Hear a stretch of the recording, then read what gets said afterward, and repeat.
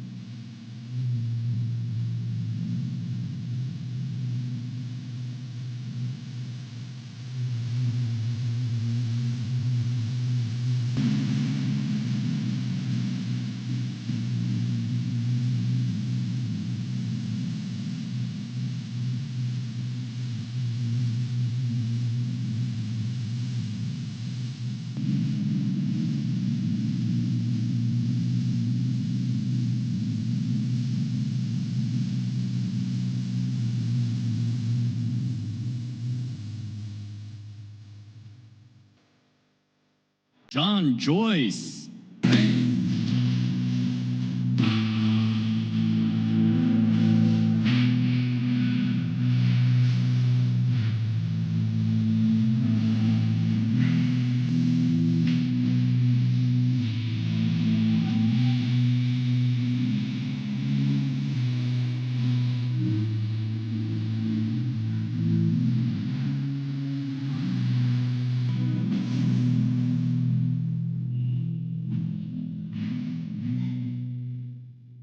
Let's go, Pittsburgh. This is a Trump rally. Ready to have fun?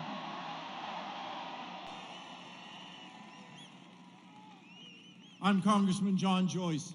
I proudly represent Pennsylvania's 13th Congressional District, Johnstown, Altoona, Chambersburg, Gettysburg, and we are going to join with Pittsburgh to welcome Donald J. Trump.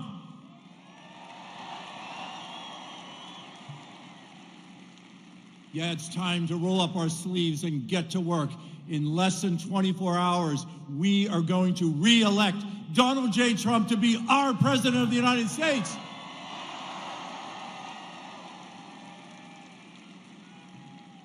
Boy, it's great to be here. Usually I'm here with my son Dan watching a hockey game, but it's great as I look out and I see many patients. I see farmers. I see factory workers. I see nurses, I see doctors, I see the great people of southwestern Pennsylvania. But you know what I don't see? I don't see any garbage. I see patriots. I see proud patriots, patriots who support Donald J. Trump. I want to acknowledge the law enforcement who are here to protect each and every one of us. Would you please stand and allow us to thank you for your support? Thank you, thank you, thank you. I would like to acknowledge the United States veterans who have served to keep this great country safe. Please, veterans, stand. Let us acknowledge you. Thank you.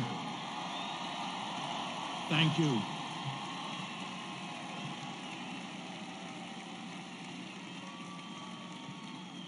This past weekend, we turned back the clocks 1 hour, and tomorrow we have the opportunity to turn back the clock 4 years. Turn back the clock to a country that is safe and secure. Turn back the clock to a president who wants to defend our southern border, who understands the opening of the southern border and how that has allowed crime to pour into our country, how that has allowed fentanyl to cross our southern border at free will through the cartels, to poison our children, our neighbors, our family. It is time to re-elect Donald J. Trump to make this sovereign country once again secure.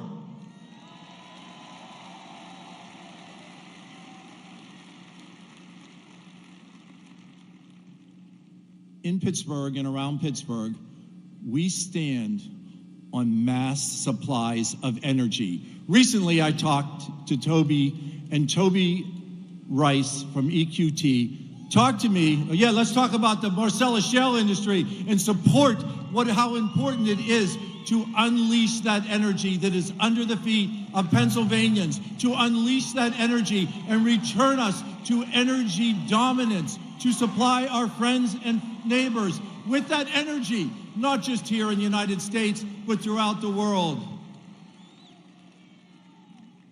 let's just look at what Kamala Harris has not accomplished. She has been incredibly unsuccessful as the border czar. She says she doesn't think of one thing that she can change of what has occurred under the Biden administration.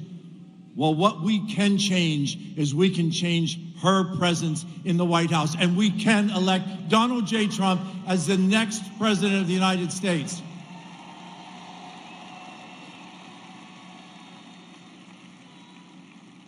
America, we're at a turning point, and that turning point is clear to each and every one of us here tonight at PPG Paint. We understand the importance of having a country that is free. We understand a president who wants to support our Constitution and support all our free speech, to support our Second Amendment rights, to support who we are as Americans, and not to disparage us. We were called individuals who hug our guns and Bibles. We were called garbage. But who we are American citizens. We are proud American citizens. And once again, we will be respected by the President of the United States. So tomorrow, for those who have already voted, I thank you. For those who haven't voted, cast that vote. Allow us to return to the freedoms that we had under Donald J. Trump. And there's a second very important position on that ballot, and that is for U.S. Senator. And we have the opportunity to send Dave McCormick to Washington to be our senator.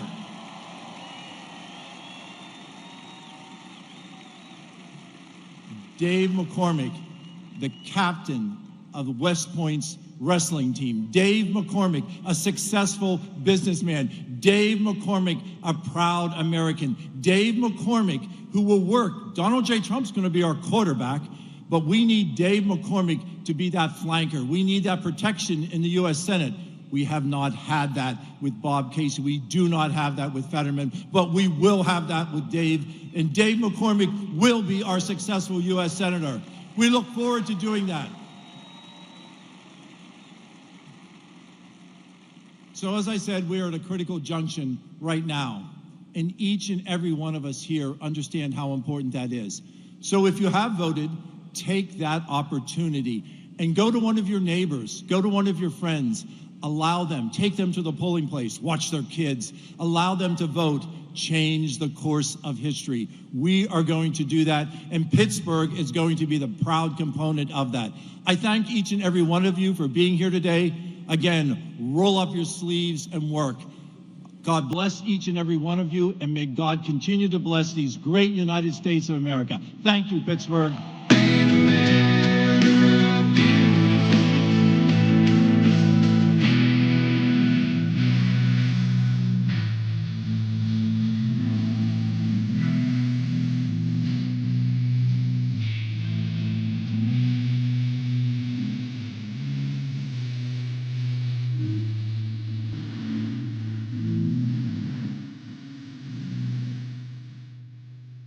Ladies and gentlemen, please welcome to the stage Congressman GT Thompson.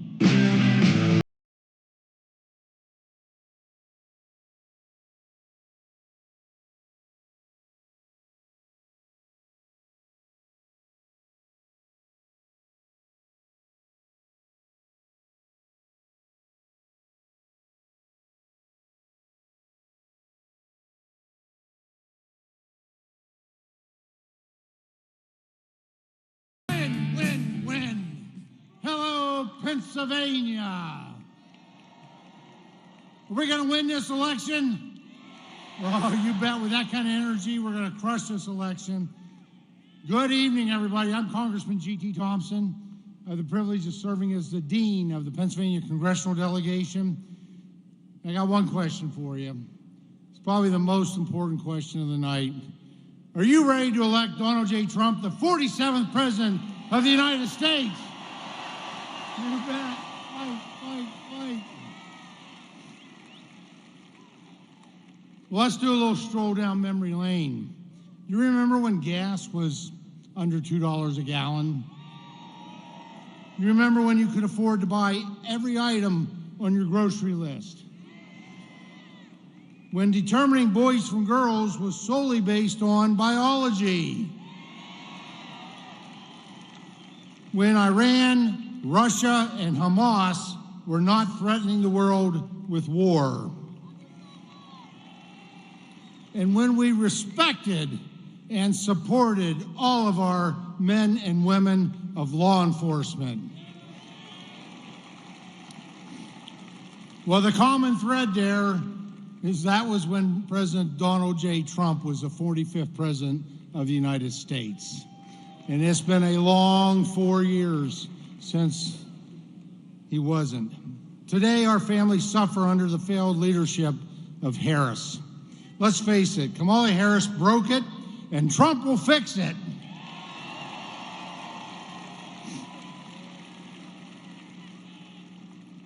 You know, for America to succeed, America must be strong, and Pennsylvania must be strong. And that's not going to happen if Kamala Harris gets another 4 years. It's time to turn the page and close this nightmare book. Let's send her back to San Francisco.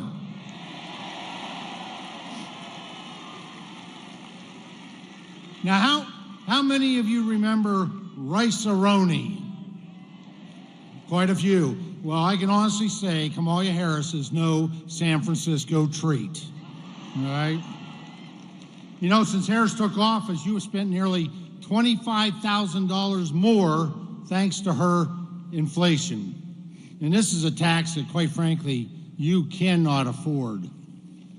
We cannot afford to go back to those job-killing policies of harmful Harris. A vote for Harris is a vote to end opportunity. Now, President Trump has always stood with our Pennsylvania families. His policies have meant more money in your pockets and more Pennsylvania jobs. And a strong economy needs a strong workforce.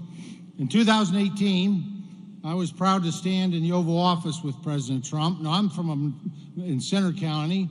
I'm from a town, the metropolis of Howard, Pennsylvania. 600 people, one red light. And yeah, it's a great place. It's home, born and raised. But to be able to have the privilege of standing in the Oval Office with President Trump as he signed into legislation my bill modernizing career and technical education, restoring rungs and a ladder of opportunity. You know, as the first Pennsylvania member of Congress in 170 years to chair the U.S. House Agriculture Committee, I also want to take an opportunity to do a shout out and to thank all of our farmers. A big hand for those who provide us all that we need. These are hardworking folks. They make up our #1 industry in the Commonwealth of Pennsylvania, and they're critical to our economy. These hardworking Pennsylvania farm families provide us with food and fiber and fuel that we depend on each and every day. But our farmers under Harris are struggling with a farm crisis that is creating food insecurity for you and national insecurity for our nation. I have to tell you, having worked closely with the man, President Trump has always had the farmers' back, lowering their costs, reducing their regulatory burdens, and expanding their markets. As Ag Chairman, I look forward to once again working with the farmer's friend, Donald J. Trump, to make agriculture great again.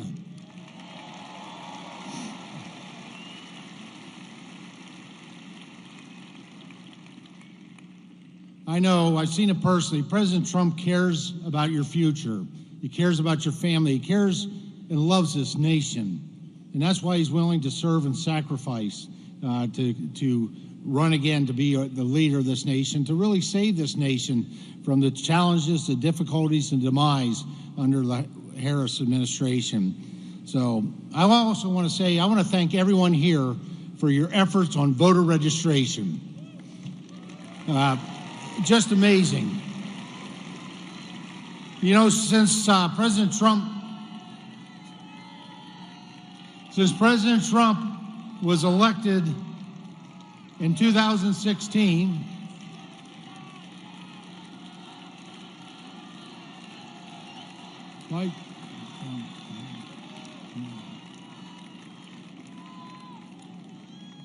since President Trump was elected in 2016, Pennsylvania now has 226,000 fewer Democrats than what it did. and over 400,000 registered more Republicans. That is how we make this election too big to rig. Now I want to do a shout out to just a couple people that are American patriots are running. They're running in this area. A big shout out to State Representative Rob McCurry, who's running for Congress in PA 17. And James Hayes, who's running in PA 12 for Congress. So Pennsylvania, stand united to be Pennsylvania strong and Pennsylvania proud, and stand united to elect Donald J. Trump, the 47th President of the United States. God bless.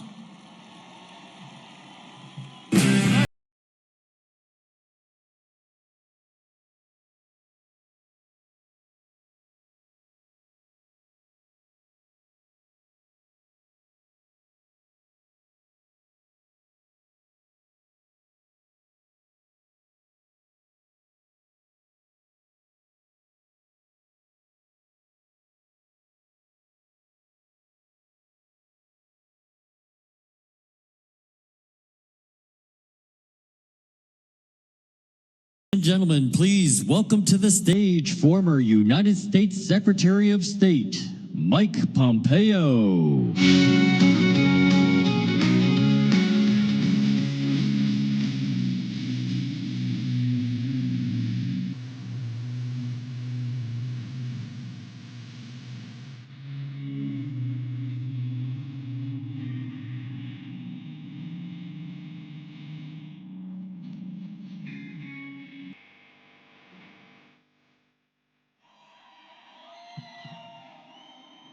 Good evening. Good evening, Pennsylvania. It is great to be with you all. Bless you for being out here tonight. Bless you for supporting. Bless you for supporting Donald J. Trump as he becomes the 47th President of the United States of America. You know, these last 3.5 years have been hard for me to watch. I know it's true for you too. We watched them break so much that had been done. And I often get asked, Mike, what was it like? Right, the Washington Post described me as the most loyal cabinet member to Donald J. Trump. I had to remind the president that they did not mean that as a compliment. They asked me, what was it like to serve for President Trump? And I told them, and I've told everyone hundreds of times in these 3.5 years, it was the greatest privilege that Mike Pompeo could ever have.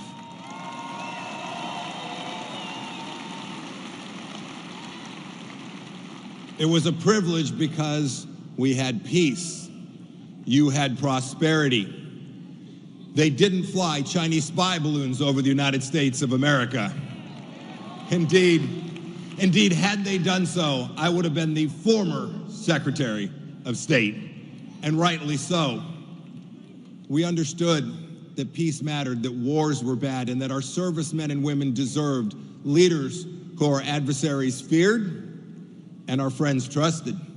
And it kept you safe. It kept me and my family safe. It made America first again.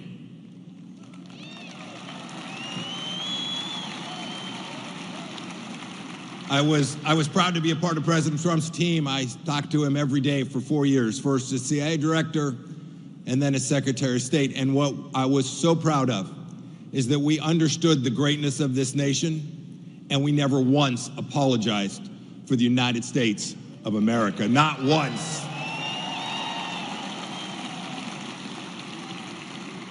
Now, President Trump's going to secure our southern border. We will bring peace back to the world. We will take down the Ring of Fire. We will support our friends in Israel, but he's going to need help to do that. President Trump will need help to do that. And you in Pennsylvania have the chance to send that help. I've known Dave McCormick for 40 years, since we were cadets at West Point when I was a much younger man. And when I think of Dave McCormick, who will be the next senator from Pennsylvania, when I think of Dave McCormick,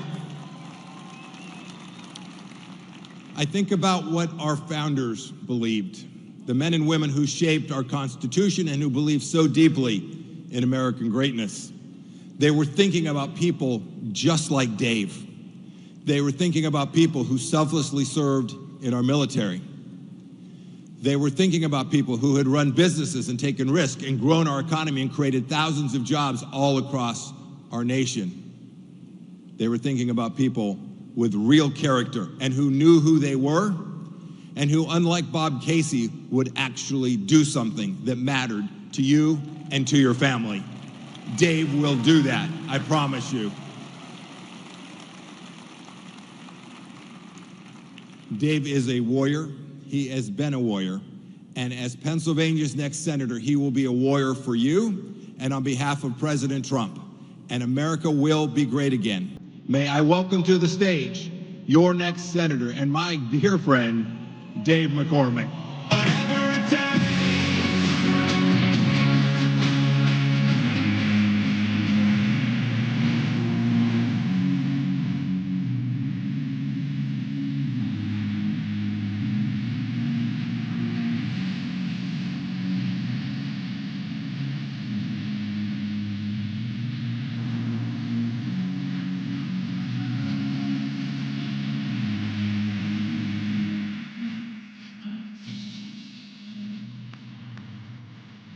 Mike Pompeo, a great American. Thank you, Mike. Man, I am so glad to see you here in my hometown of Pittsburgh. You know, Mike and I went to West Point. You know, we had a lot in common. He was first in his class, and I was 501st. I want to ask you a question before we get started. Who's ready to put Donald J. Trump back in the White House and fire Joe Biden and Kamala Harris? Get these guys out of here. They're killing us. And who is ready to retire Bob Casey and send Chuck Schumer packing? We got to do it. We got to do it. You know, ever since I can remember, I've had politicians come and say, this is the most important election of your lifetime. Who's heard that? We've all heard it so many times, but I want to tell you, this is the most important election of your lifetime. Just think about it. Can you think of a time where the consequences of getting it wrong were so terrible? Can you think of a time where America was teetering on the edge of the cliff, and if we put the wrong leaders in place, we're going to go over the cliff, and we're going to wake up one morning and we're not going to recognize the America we love, the America we want for our children? This is the most important election of our lifetime. That's why you're here. That's why I'm here.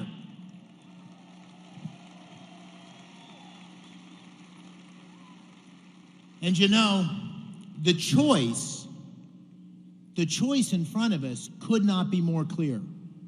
It couldn't be more clear. The choice at the top of the ticket is between strength, the guy you saw in Butler saying, fight, fight, fight, and the weakness, the disgraceful weakness of Biden, Harris, and I'll throw in Bob Casey. Adversaries around the world are testing us. They're challenging us. They think America's weak because of the people that are leading America now. We need a change. But it's not just leadership. It's common sense. President Trump will do common sense things. It's common sense that you can't spend $5 trillion and not get huge inflation, skyrocketing prices that are killing working families. It's common sense you can't have a wide open border that's letting millions of illegal immigrants come into our country free. Criminals, murderers, rapists, people on the terrorist watch list, people carrying fentanyl. That's common sense. It's common sense that if you have the 4th largest natural gas reserves in the world right here under our feet in Pennsylvania, you got to drill it, you got to frack it, you got to put it in pipelines, and you got to share it with the world.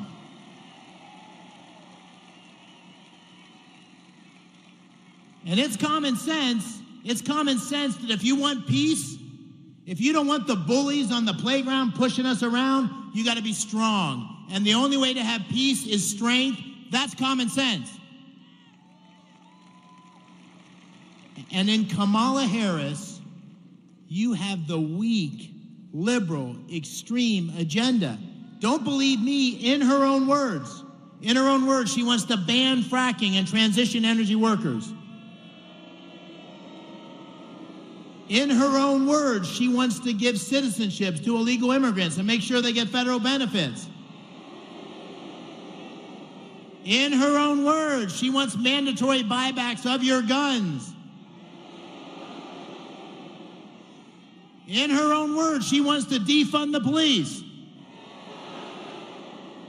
And in her own words, and this is the one that really ticks off my friends from Bloomsburg, where I grew up, she wants to reduce your red meat consumption. Come on. That's not going to fly in Pennsylvania, right? But listen, President Trump can't do it alone. We need a majority in the Senate. We need a strong leader in the Senate on behalf of Pennsylvania that's going to fight for you and put these common sense policies in place.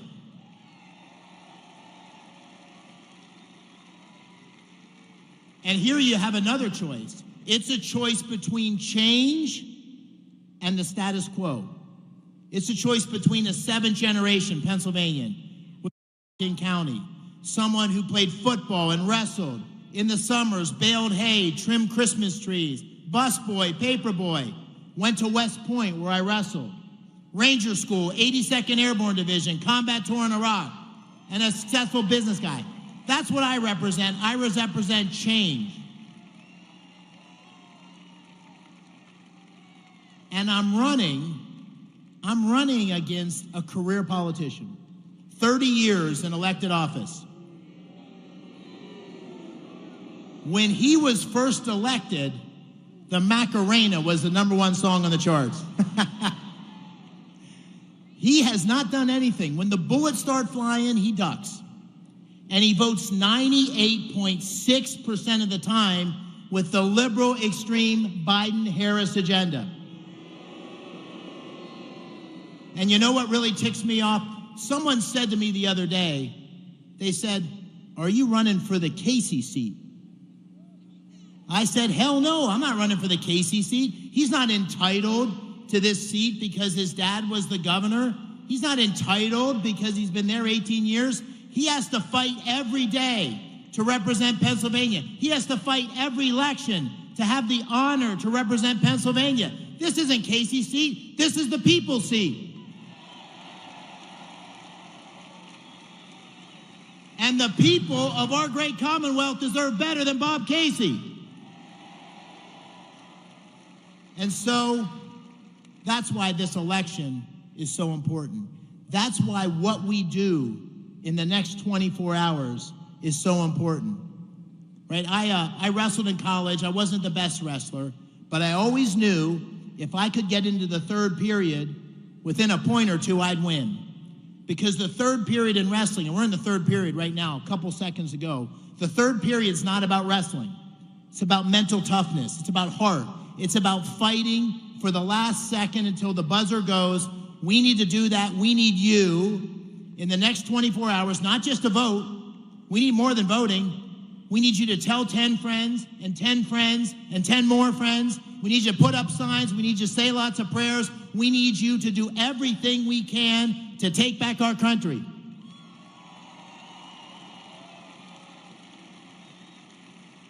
And if we do that, and if you do that, on November 6th, you're going to wake up and you're going to look back on the day before and you're going to say, on that day, that is the day that we put new leadership in place, that we changed the direction of our country, that we protected America for our children.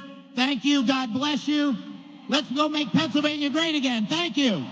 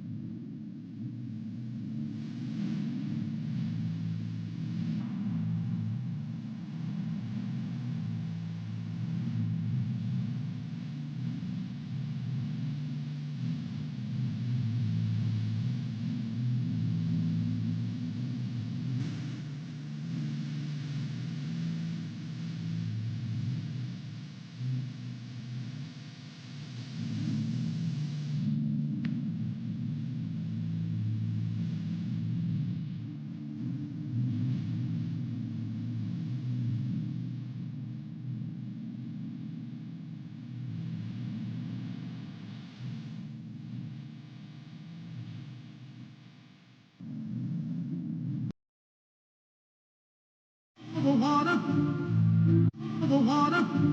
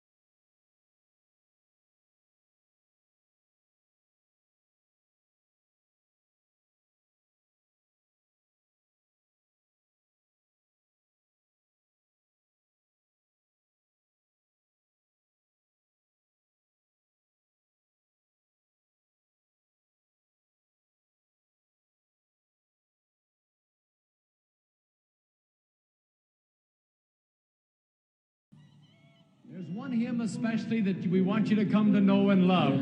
A great hymn of adoration. It's a Swedish hymn written in 1886. How Great Thou Art.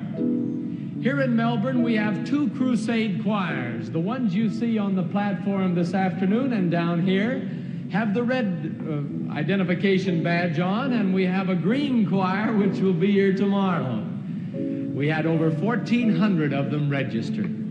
And we know that you'll enjoy their ministry and song, and just now we're going to ask them to come. Mr. Shea to come and the choir to join him in singing, How Great Thou Art.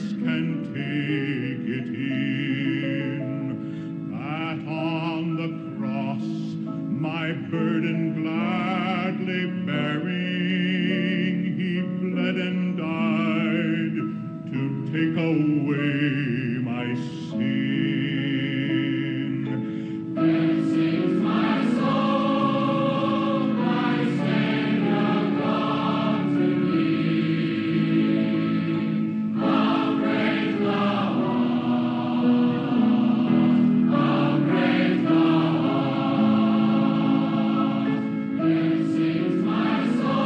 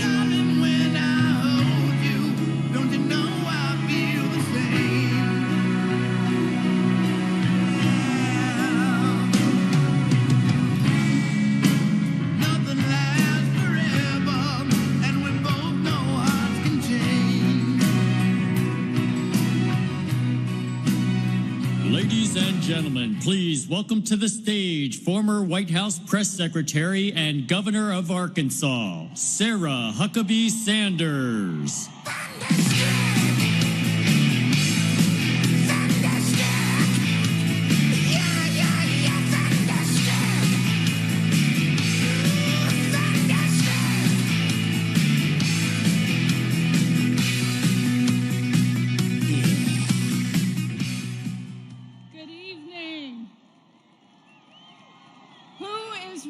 To see Donald Trump be back in the White House after tomorrow night. What an amazing honor to be on this stage with America's favorite president.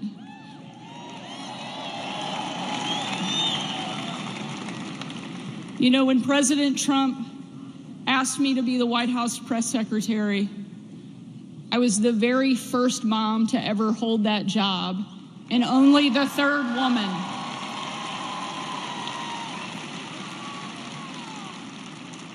And when the left was relentlessly attacking me, kicking my family out of a restaurant, telling me I was unfit to be a mother, calling me vile, not even human, it was Donald Trump who stood up for me, defended me, and that's exactly what he does for every single one of us every single day.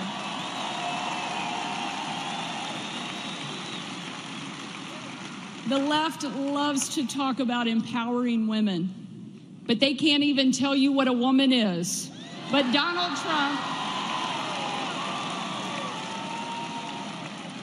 Trump is not only empowering women, he is empowering every single American to live their best life and do it right here in the greatest country on the face of the planet.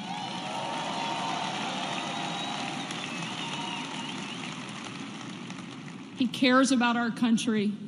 He loves America. This is somebody who took a bullet, got back up, and has never stopped fighting and never will.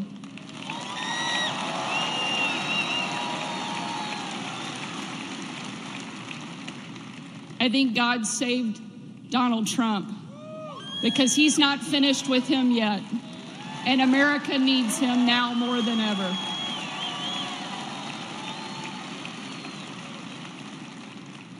During the 2.5 years that I served as the White House press secretary, I traveled with the president all over the world. No trip more memorable than December 25th of 2018. When I had the chance to travel on Christmas night with the president on a trip unlike anything we'd ever done before. We boarded Air Force One in total darkness, no lights on the plane, no lights on the runway. And 12.5 hours later, when we touched down in the war-torn part of Western Iraq, it was again a similar scene. No lights on the plane, no lights on the runway. The only light you could see was coming from about a mile away of where we had landed. You see, there was light coming from that location because hundreds of troops had packed into a small dining hall.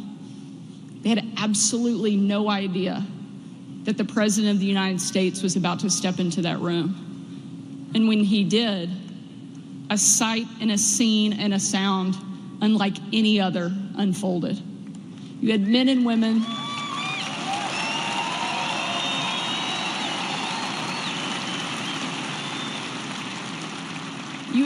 women from every part of the country, every race, every religion, every political party, every demographic you can imagine represented in that room. But in that moment, in one perfect voice, in total unity, they chanted over and over and over again, USA, USA, USA. It was an absolutely perfect picture of what makes America so incredible. You have people willing to put everything on the line so that we could live free in the greatest country the world has ever seen. And we have a president that understands it and is willing to fight to protect it. The reason America is the greatest country the world has ever known is because we're the freest country that the world has ever known. And we need a president who will stand up for that and make sure we have the ability to protect that freedom, preserve that freedom, and pass it on to the next generation. And that is exactly what Donald Trump will do every single day.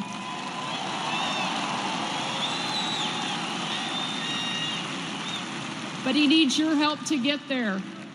We have to send a strong, clear message, and you can do that by voting for Donald Trump and sending him back to the White House, and that has to happen right here.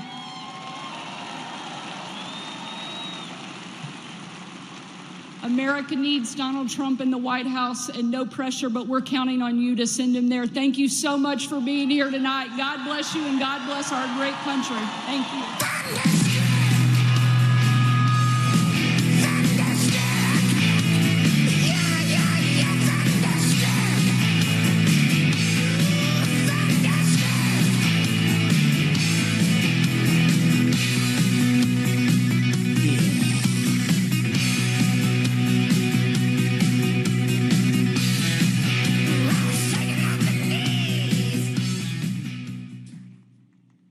Ladies and gentlemen, please welcome to the stage former Congresswoman Tulsi Gabbard.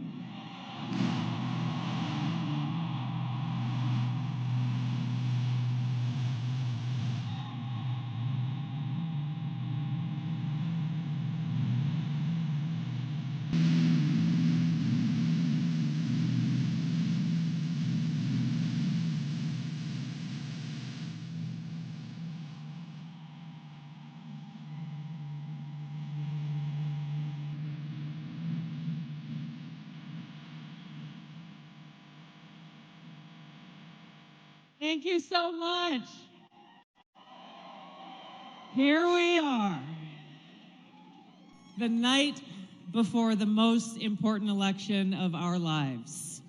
There's no place else I'd rather be than here with you, standing proud to support the President of the United States, who is fighting for the people, who is fighting for peace, and who has in his heart putting America first.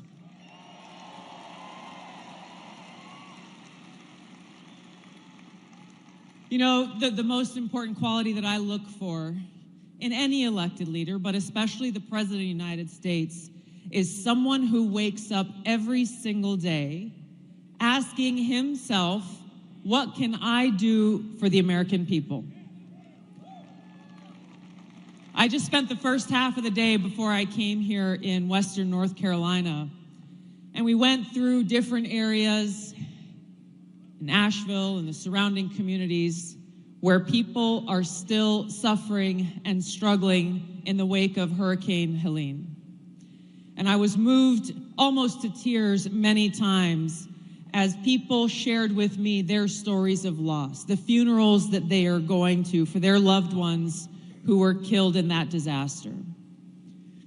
There is a firefighter that gave me this bracelet with tears in his eyes in memory of his battalion chief, Tony Garrison, whose end of watch was on September 27, 2024, because he went out to save someone's life and brought them back.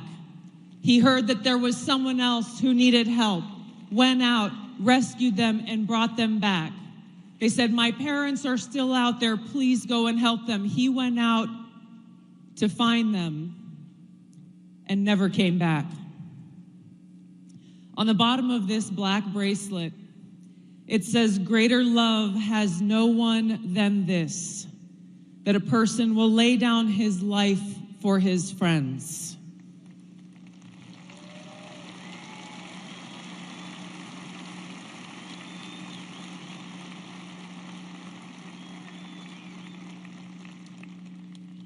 We have a president in Donald Trump who's willing to lay down his life for us.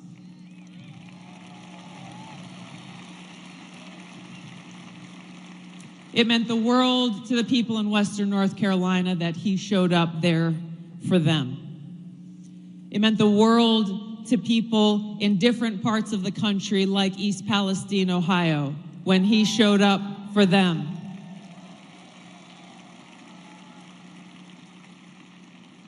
That's the difference between President Trump and Kamala Harris. Anyone who has spent a moment with President Trump understands how much he cares about the people, how much he cares about us. I can tell you as a soldier someone who's been deployed multiple times to different war zones, someone who proudly wears the uniform. He cares about our men and women in uniform.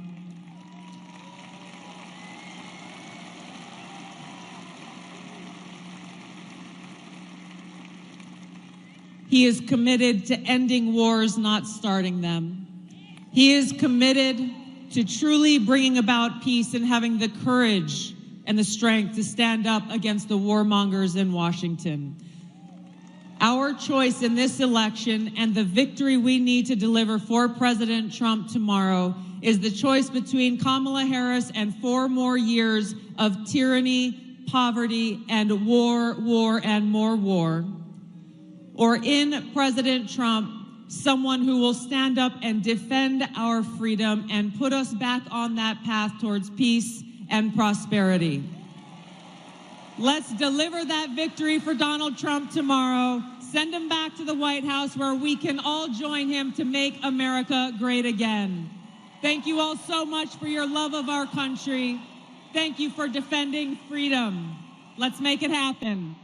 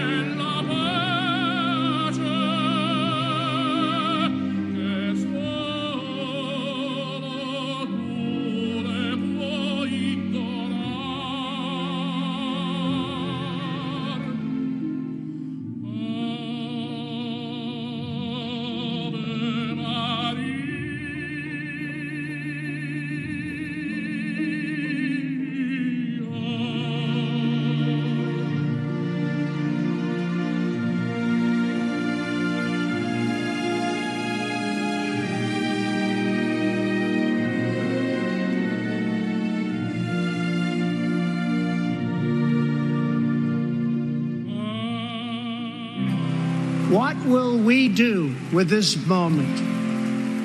How will we be remembered? Look at the opportunities before us. This election really isn't about the left versus the right. It's about we, the people, choosing our government and the choice between freedom versus tyranny. Nobody has a chronic disease burden like we have. Why are we allowing this to happen to our children? Ultimately, the only thing that will save our country is if we choose to love our kids more than we hate each other. What is going on here is deeper than politics. It is deeply spiritual. We are being called to rise above the hatred and the fear and the evil. We need to remember above and beyond that we must love our neighbors, that we must treat other people as we hope to be treated. You want to be a rebel? You want to be a hippie? You want to stick it to the man? Show up on your college.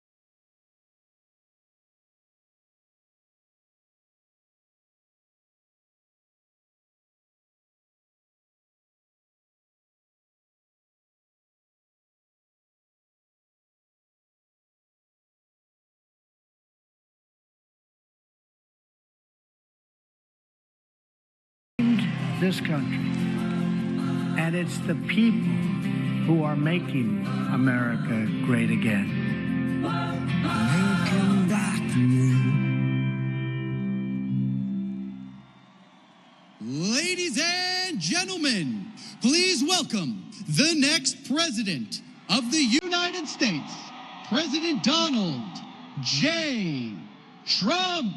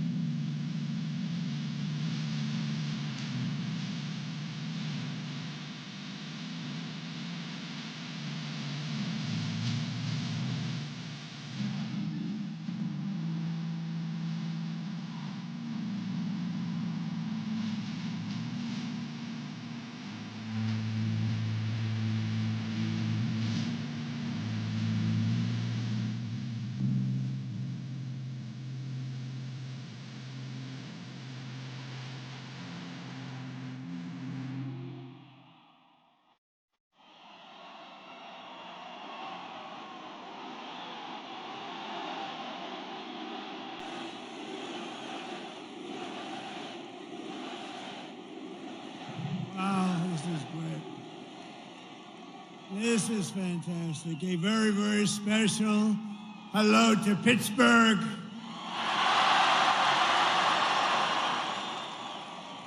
And Pennsylvania. I went to school in Pennsylvania. I know everything about Pennsylvania. I love Pennsylvania. I'm thrilled to be back in this incredible, and it is incredible. Is it incredible? This incredible Commonwealth with thousands of proud, hardworking American patriots and hard hats.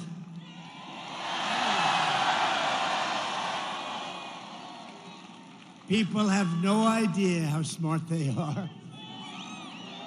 The greatest. These are great people, let me tell you. I love them. I'd like to begin by asking a very, very simple and easy to understand question. Are you better off now than you were 4 years ago? Does anybody disagree? It's dangerous, don't do it. But over the past 4 years, Americans have suffered one catastrophic failure, betrayal, and humiliation after another. Kamala Harris has delivered soaring prices and economic anguish at home, war and chaos abroad, and nation-destroying invasion on our southern border like nobody's ever seen before. She's actually a disaster. My message to Americans tonight is simple. We do not have to live this way. We don't. We don't. And we won't. We won't. We do not have to settle for weakness, incompetence, decline, and decay. With your vote tomorrow, we can fix every single problem our country faces and lead America, and indeed the whole world, to new heights of glory. And we'll help the world. A lot of people think we're isolationists. We're not. But we want the world to appreciate what we're doing. They have to appreciate that we're helping them. When we win election, only one day, oh, does that sound nice? One day from now, oh. We've been waiting for 4 years for this. 4 years. Right? Look at all these senators. Look at all these senators and congressmen. We've been waiting 4 years. Oh, now it's what I've been saying. Only 1 year. Only 1 year from now. Only 6 months from now. It's 6 months. 6 months.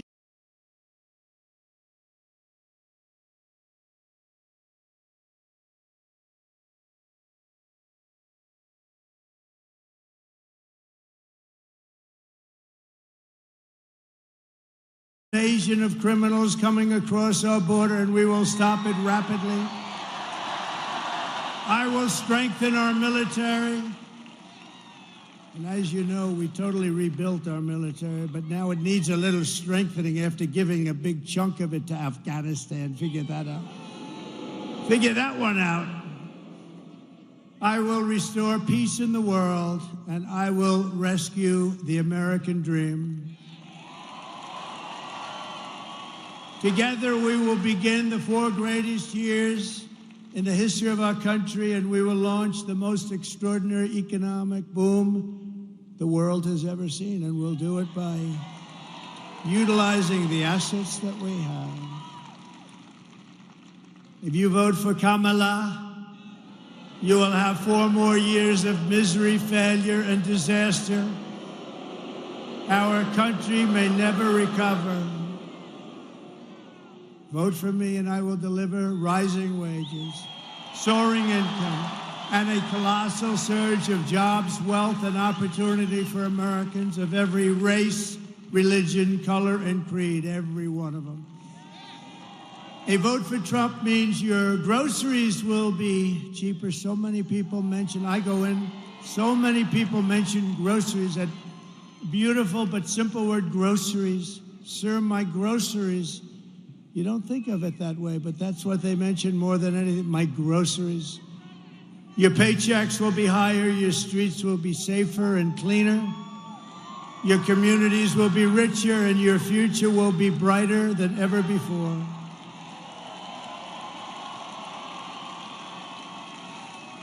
This will be the golden age of America.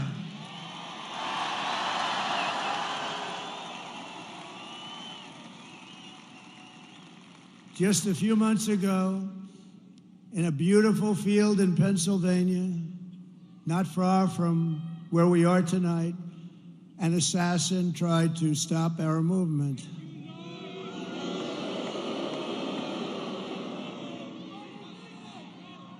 And this is the greatest political movement by far in the history of our country. Tried to stop it. But that brush with death did not stop us. It only made us more determined to finish the job that we had only just started.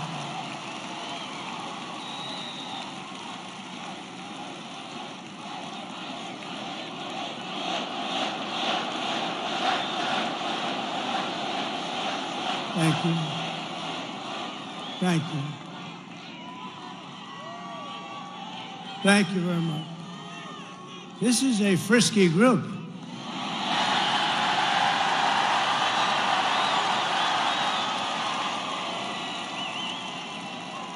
Many people say that God saved me in order to save America. Many, many people are saying that. And with your help, we will fulfill that extraordinary mission together. We're going to save our country. But many, many people have said that. To every citizen across this land, I am asking for the honor of your vote. I don't want your money. I don't want anything. I just want your vote. We are on the 5-yard line. I would actually say we're on the 1-yard line, if you want to really know the thing. And some of the, oh, that's a lot of fake news back there. Look at that. You know, for a person that they hate, they sure do show up, right? Man. That's a big group of people. Some are actually good, and some are just absolutely terrible. All right, thank you for being here. It shows that ratings are more important than hatred. I've always said that. As your president, I will fight for you every single day with every breath in my body. I will fight. Together we will save this country. We will defeat the corrupt system in Washington, and America's future will be an absolutely incredible one. That's what it is. But we got to start immediately. It can't wait any longer. It's not going to be possible.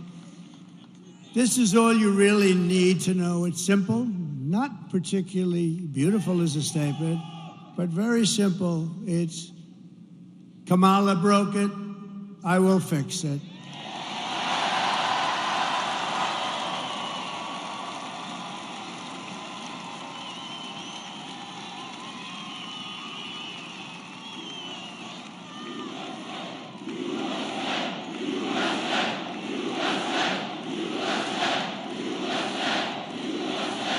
Thank you. And I don't know if you know, but Kamala has a little rally going on. And when I say little, I mean little. It's a competing rally. It's not this giant place that's sold out. What a beautiful, this is a beautiful place. But, and it's quite embarrassing. It's all over the internet. She's screaming. And the people, it's about 100 people, they're not moving. They just want to go home, just be done. It's not quite this.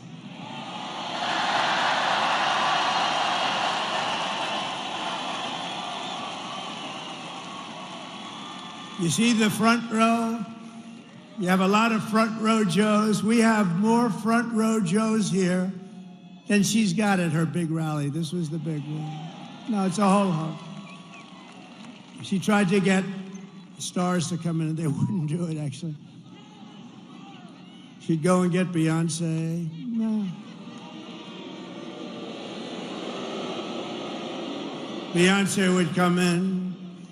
Everyone's expecting a couple of songs.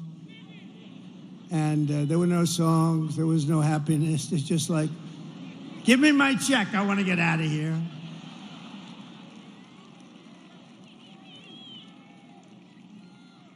But you always put the star. She should have learned this from Crooked Hillary. Always put the star after you. That way the people stay. Finish your speech. Let the star, and even if she doesn't sing, they booed like hell, but the press didn't play that. They booed both of them the hell out of the stadium. But you know what? Even though the act was terrible, it's like by that time you're out of the building, like Elvis had left the building. Elvis has left the building. Now it's terrible. They obviously forgot to get a star tonight, but we don't need a star. We don't need stars. I never had a star. No.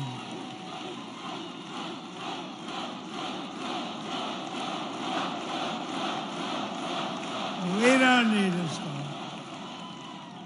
Just to bring it back into seriousness, we don't need a star because we have policy. We have great policy. We have great policy. No, we do have great policy. Look, they have horrible policy. They've got a machine that's incredible. They've got a vicious, horrible, horrible group of people, a machine where they can have open borders and let people pour into the country. They can have transgender operations at any age, anytime you want. They can be pushing men playing in women's sports, and because she's just a vessel, and Joe Biden was just a vessel, it's a group of very powerful people that are probably people that hate our country and they want to destroy our country. Somebody said, are they dumb? Well, who would have these? It's embarrassing when I say, we will keep men out of women's sports. I'm saying, can you imagine saying that 10 years ago? They'd say, this guy's cracked up. This guy's crazy. Who the hell's going to have men playing? Did you see the Olympic boxing where two people who transitioned, they transitioned from men to women and just a light jab. That was the end of that one. You know, a jab, for those that don't know, but that's just sort of like a defensive punch. And the young lady who was a champion walked back to the court. She was from Italy, beautiful young lady, which I'm not allowed to say. You can't say beautiful, so I'll take beautiful. But she was a beautiful young. In politics, you're not allowed to call a woman beautiful anymore. It's the end of your career. So please delete the word beautiful. Thank you very much. Well, 60 Minutes deleted the whole damn answer. What? So I'm allowed to do that, aren't I, Susan Wiles? But America will be bigger, better, bolder, richer, safer, and stronger than ever before. Sure. Tomorrow you have to stand up and tell Kamala that you've had enough, you can't take it anymore. She's the least talented person we've ever seen in government. She allowed our borders to be open. She's allowed bad things to happen.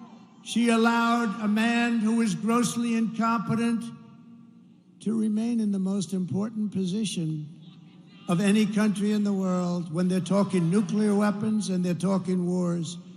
And she still says, oh no, I didn't notice anything wrong. If she didn't notice anything wrong, then she's got a bigger problem than he has. So we don't like it, Kamala. We don't like what you've done. You're the worst vice president in history. He's the worst president in history. Kamala, you're fired. Get out. Get out. You're fired.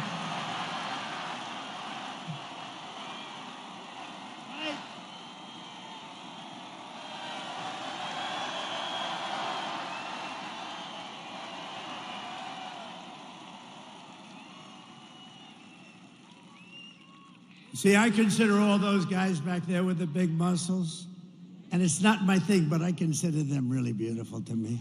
They're beautiful people, and they are productive people. They make our country work and run. They built our country, they did.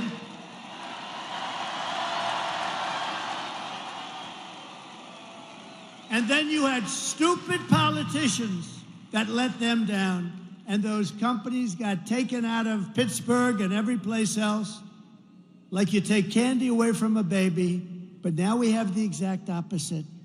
If we win Pennsylvania, we will win the whole thing. It's very simple.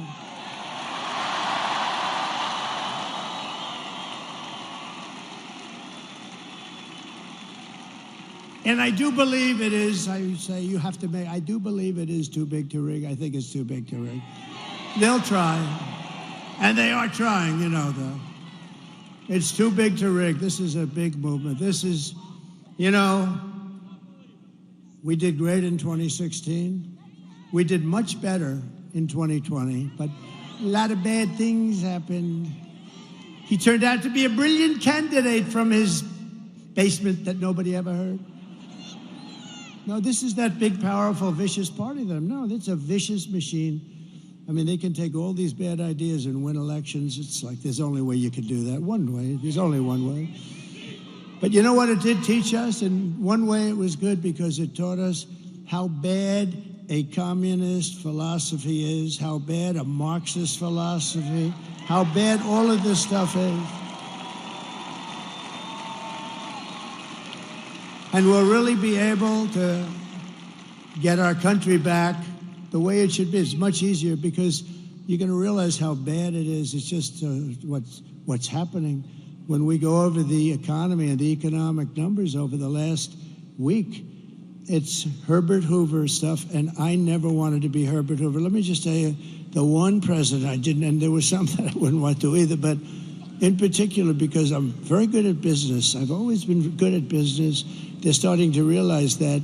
Those guys back there, they wanted me to be bad, so bad. But now they're saying, this guy's shit, man. He's made a lot. But listen, so, and if I'm not good enough, Elon Musk is good enough because he is working so hard.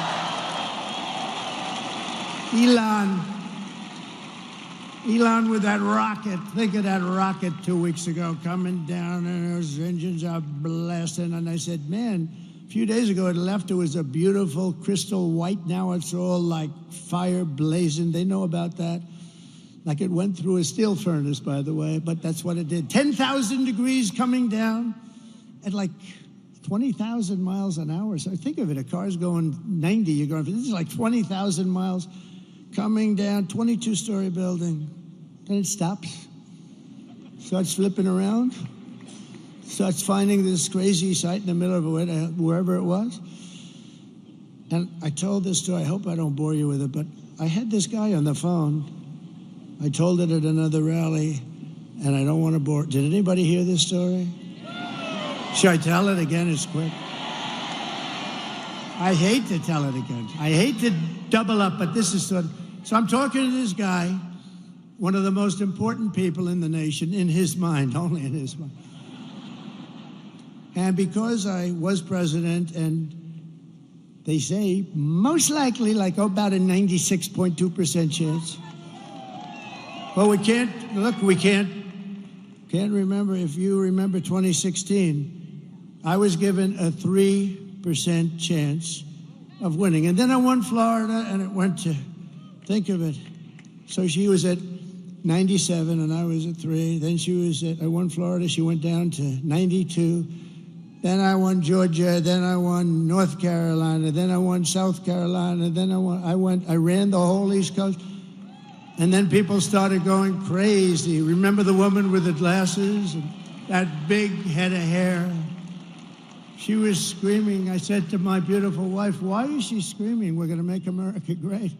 Why is she screaming? But she was not too happy. I wonder whatever happened to that woman. She became famous. They were going crazy. Then she had a 55% chance. Then it was a 49%. They went crazy. But that was something. So based on what I'm hearing, he's at right now 4%. She's at 4%. And so we never want to take anything for granted, but we're really doing well. If you vote, here's the story. We have the ball. It's ours to win. The only thing I ask is that you go out and vote, because if you vote, we're going to win.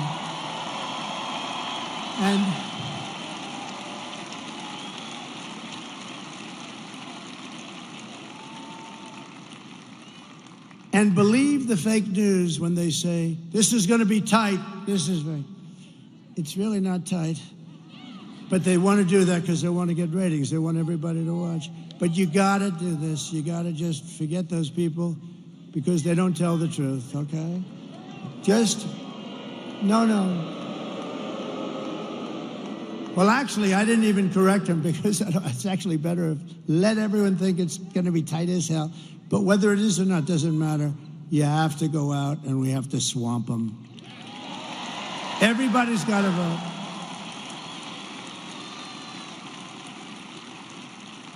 So over the past 4 years, Kamala has orchestrated the most egregious betrayal that any leader in American history has ever inflicted upon its people. She has violated her oath, eradicated our sovereign border. This is a sovereign border. Unleashed an army of gangs and criminal migrants from prisons and jails, the toughest people there are. And I was here with a great group just the other night. I was in Penn State territory, and we had a packed room. We had a packed, not room, it was the stadium, the place. You know, I always like to say when I come to the arenas, how many times could we have sold it out? If you look at where we were in Wisconsin, Milwaukee, we had a brand new, gorgeous, big arena. We could have sold it out 10 times. I'm telling you, we could have sold out Madison Square Garden 5 or 6 times. 5 or 6 times. And I always view it that way, but we had situations where, and we put up videos of the vicious crimes. I don't put them up anymore. You know why? Because the fake news refuses to put them on. And I have friends call me, they love to watch the rallies. They can't get enough of them, and they're going, President, it's so terrible.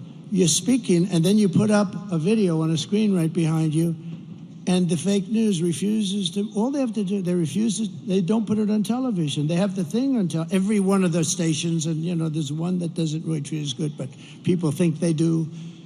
Nobody can figure that one out, I'm sure. They don't treat me good, but that's okay. But listen, they can't move the television. They can't move. All they have to do is take that camera and go like this, 1 inch over, 1 inch up, and you'd be able to see the screens, but you can't see them. So I don't really bother with it anymore. It's a terrible thing, We have to get them to straighten out, because I think without a free and fair press, it's very hard to do what we want to do. It's a very hard thing. Very hard thing to do. But they're allowing people to come in from insane asylums and mental institutions from all around the world, from Venezuela to the Congo in Africa. They're stealing our jobs. And they're stealing countless American lives. They're killing a lot of people, much more than you're reading about. The day I take office, the migrant invasion ends and the restoration of our country begins.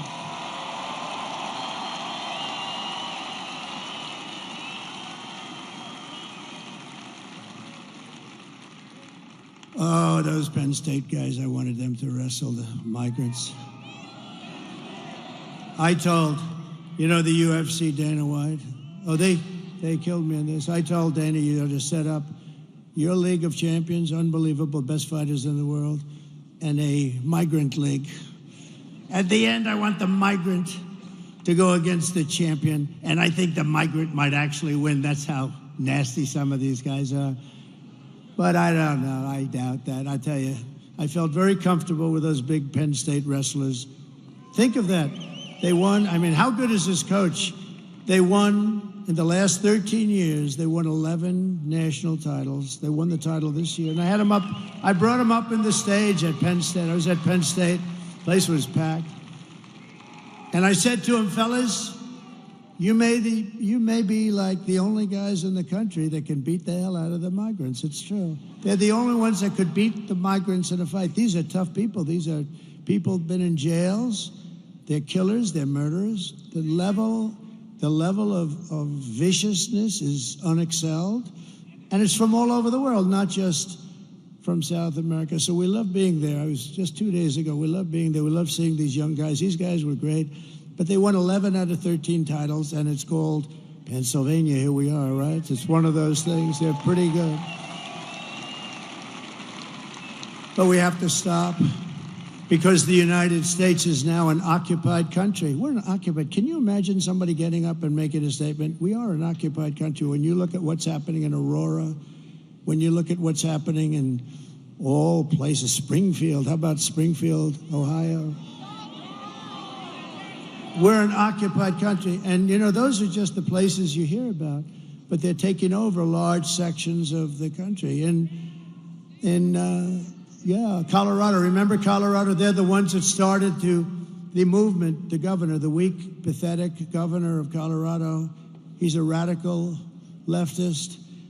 And he's afraid of the people, the gangs from Venezuela. He's afraid of them. He's afraid to do anything. He's lost control of his state. But he was the one that wanted to have Trump taken off the ballot, even though I was leading all of the Democrats, all of the Republicans at the time. I was number one. And they went to the United States Supreme Court and got a 9-0 approval, but that Trump has the right to run for president. He wanted me off the ballot. And the people in Colorado, and you know who is more angry than the Republicans? The Democrats, the regular, not the politician Democrats. And they showed me with polls where I was leading in a state that normally, well, of course, you know, they have all mail-in voting, so, you know, you can't count too much on that. But if God would come down from heaven, if God would come down and be the vote counter just for one night, he'd only take 1 second, because, you know, God works faster. God works faster, Megan, than anybody else I can imagine. Right? So we only need God for 1 second. He'll do the job. He'll do the job and he'll be gone. You'd see we'd win a lot of these places. California sends out 38 million ballots. They send them out all over the place. They come back. Nobody knows what the hell is happening. Some people get 8 ballots, some people get 5, and some only get 2 or 3. And I went to California. We had a rally. We had 107,000 people show up. I said, there's no way I would lose. And I do well with Hispanics. A poll just came out. I'm at 56% with Hispanics compared to this woman who is at 36%. How about that?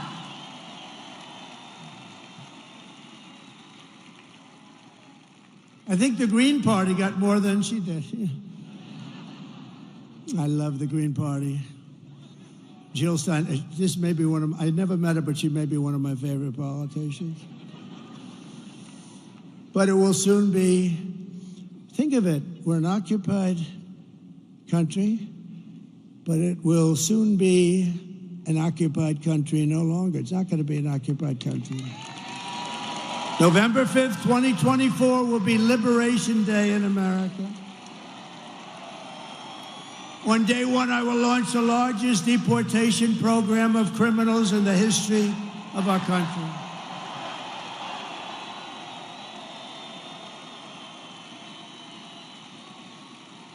And I don't want to do that. I'm not looking to do that. I think it's terrible to do, but we have no choice. These are murderers. 13,099 put out by the Border Patrol, who, by the way, 2 weeks ago gave me the best endorsement you've ever seen. They said, I'm the greatest president in American history. And I said, does that include George Washington and Abraham Lincoln? Yes, sir, it does. When they say that, they're all in, right? Better than Lincoln or Washington, who would have thought? I wonder what my parents say up there. Hi, Mom. I know my mother's up there. My father's a little bit, it's in dispute. He would be up there. He was a strong guy, but he was a good guy. But I will rescue every city and town that has been invaded and conquered. Can you imagine? We're talking about, these are military invasions without the uniforms. That's all it is. And we will put the vicious and bloodthirsty criminals in jail or kick them the hell out of our country as fast as we can. And to expedite removals of the Tren Aragua gang and the MS-13 gangs, equally as vicious. You know, MS-13 took two beautiful teenage girls walking to school in Long Island for some reason they like. We took them out by the thousands. ICE. She wants to defund ICE. ICE. They're tough as hell, and they're also people that love our country. They took two young girls, and they sliced them into pieces as they were walking. They sliced them into, they didn't shoot them because that's too quick. They sliced them up and left them dead. Two young, beautiful girls walking to school. And ICE did their business. ICE went in and took care of them. But can you imagine? And now she wants to defund ICE. Let's defund ICE. No, these are rough people. These are bad people. I will invoke, and this is how far we had to go back, because in those days they didn't play games. I will invoke the Alien Enemies Act of 1798 to target and dismantle every migrant criminal network operating on American soil. And if they come back into our country, it's an automatic 10 years in jail with no possibility of parole. And I am hereby calling for the death penalty for any migrant that kills an American citizen or a law enforcement officer.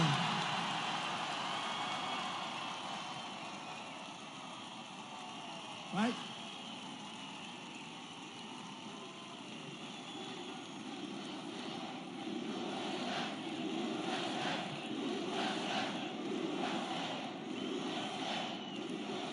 And I will ban all sanctuary cities in the United States of America.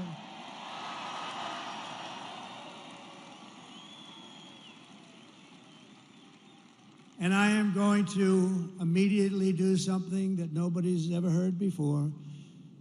And I've wanted to do it for a long time, but I don't want these guys to do it because they won't do it properly. We will immediately stop the drugs pouring across our border. We lose 300,000 people. You don't lose 90. They've been saying 90, 90, 90. We lose 300,000. Everybody in this room knows people that were devastated. Their children mostly, but the parents too, they die. Fentanyl, they put a piece, take a pin, put a little tiny piece of fentanyl on the top of that pin, and that can kill 5 people. Put a little bit more, it can kill the entire town. This is what we're dealing with. Everybody I know is losing sons, children to fentanyl. We lose not 100,000, we lose probably much more than 300,000. So essentially that's a war, right? That's a war. We don't lose that many soldiers if you're in wars. So we lose 300,000 people a year to drugs entering from Mexico. And if they don't stop this poison from flooding into our country, and they can stop it by not accepting it from China, and I'm doing the same thing with China, we're going to tariff the hell out of them.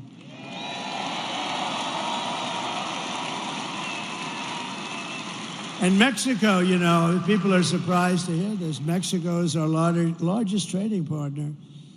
And if we put even a small tariff on, like 10, 15%, you're talking about tens of billions of dollars, and they're not going to want to have that long. And they're strong. They can stop it if they want.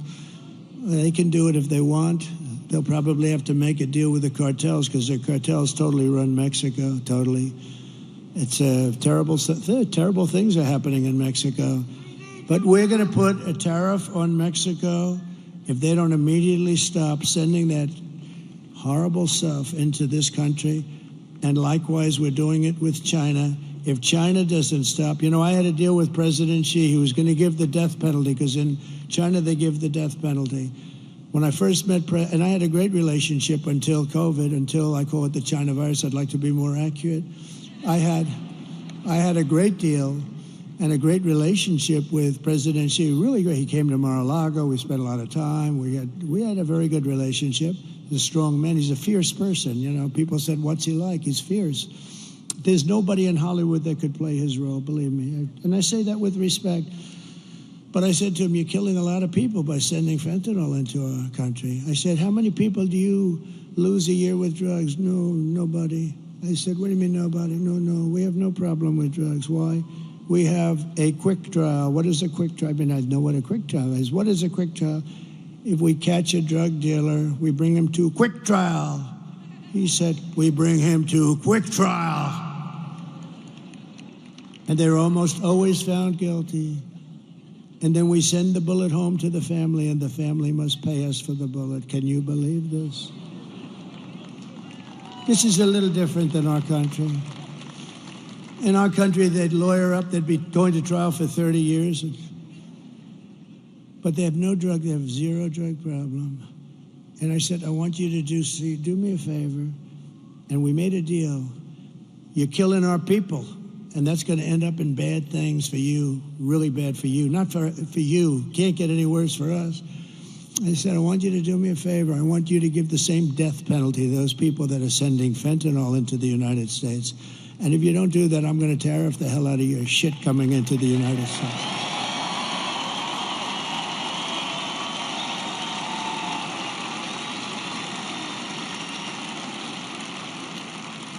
And guess what? He agreed to do it. We had an agreement, and then we had a very bad election, a horrible election. Think of the difference, how different our country would be. You wouldn't have had the fentanyl problem. You really wouldn't. You wouldn't have had inflation, because they did that by screwing around with my energy. We had energy at $1.84. It was $1.87. It was corrected by the federal government. I was at $1.84. We had all of these things. You wouldn't have had October 7th in Israel. All those people would be alive today. The hostages, most of whom are no longer living. Think of it. Russia would not have attacked. Ukraine wouldn't have happened. But Israel wouldn't have happened because Iran was broke. I said, you can't buy any oil from Iran. Anybody that buys oil from Iran can't deal in the United States. We don't do business with you. China stopped it. I told that to President Xi. If you buy oil, they were the primary customer. If you buy 1 barrel of oil, 1 barrel from Iran, you're not doing any business with the United States. We'll go cold turkey, which some people like anyway. And you know what? They said, all right, they didn't. Nobody did. I said that to 45 different countries. They weren't selling anything. They were essentially broke. They wanted to make a deal so badly. And then we had that bad election, that horrible, disgusting, worst thing that ever happened to the country was that election. And I left, and they didn't follow up the deal that I made. And the fentanyl is now pouring into Mexico at numbers, and more people are dying, and it comes across this open border, and we're taking in more drugs, human smuggling, all women, setting records. Bring up my all-time favorite chart, if it's possible to find. Where is that all-time favorite?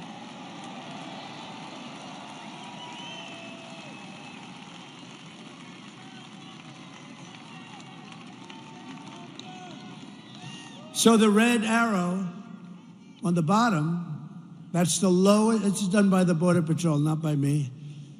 It looks like something done by me, doesn't it? But that was my last day in office. Look at the red arrow. That was the lowest that we've ever had. Drugs, it includes drugs, but drugs and human trafficking, but mostly illegals coming into the United States of America. Look at that number. And it would have gone down. All they had to do is leave it alone, leave the people we had, Brandon Judd, all these great people. Tom Homan was consulting me. And all these great people, that's all they've done in their life. And we had it down to a science. The drugs were coming in at the slowest rate. But we had illegals almost stopped. By now they would have been literally stopped. And by the way, we want people to come into our country, but they have to come in legally. They have to come in legally. They have to show they can love our country. They have to show that they didn't murder 7 people along the way. But that's the lowest point, and I love that chart. Even if it was bad numbers, which is not, but even if it was horrible numbers, I would love that chart so much. That chart was right over there. It never was over there, and it was never over there, because I always do this toward the end of a speech, not the beginning. I looked over there at that chart, and I said, what the hell was that? Man, yeah. So that was pretty amazing. But, you know, I do want to tell you one quick story. So I'm in Detroit, And Mexico's getting rather rough with us in terms of trade. And we're not going to take it. We don't have to take it. We have a good trade deal, but, you know, nobody knows how to use it because they're stupid people. And Mexico is doing things that aren't good. And, you know, China's using Mexico as a subchapter S corporation practically. China's putting a lot of money into, you know, they're running things pretty good. And they're going to build the largest auto plant. I was making a speech at the Detroit Economic Club. But a year and a half ago, it looked like I was going to run, and I wanted to go see an auto plant because we're getting screwed on autos. I mean, everyone's moving their plants over. Actually, Elon built a big plant in Texas, okay? We like it. Right? Elon built a very big plant in Texas. We got to give credit. We love Elon. He gave me another of the greatest. You know where he is right now? He's in another part of your state. He is now in Pennsylvania campaigning for Donald Trump because he thinks it's the single most important thing.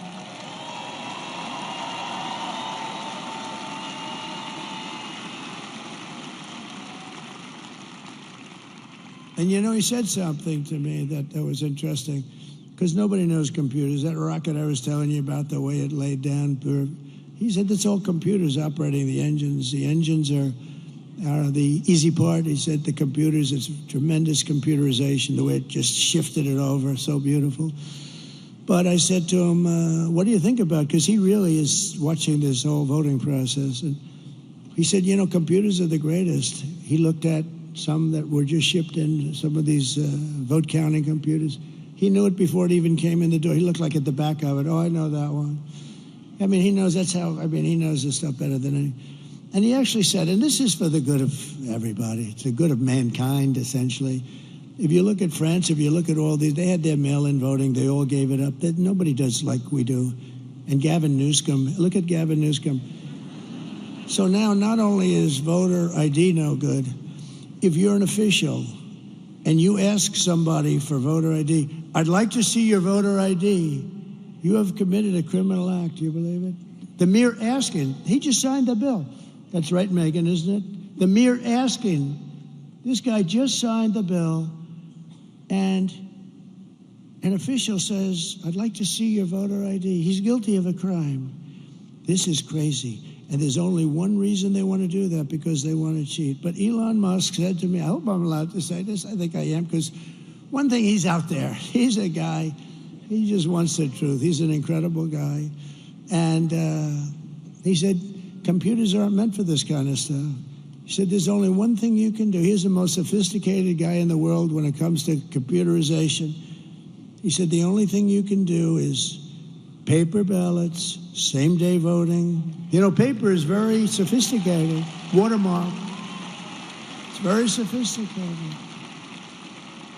Paper ballots, voter ID, one-day voting, not 10 days where you say, oh, let's move these boxes from that room to this room because we're going to fix the air conditioning. And then the boxes never get put back. And you say, what happened to those boxes? Oh, no, one-day voting. He said. And he said also proof of citizenship. You know, it'd be nice. Very simple. And you'll have your answer as to who won and who lost by 10 o'clock in the evening. Nobody's going to dispute. France had it, 37 million votes, and we knew who won and who lost at 9:30 in the evening. That's the time that they said. Do you know that I'm hearing that stories that they may take 12 days extra to count the ballots?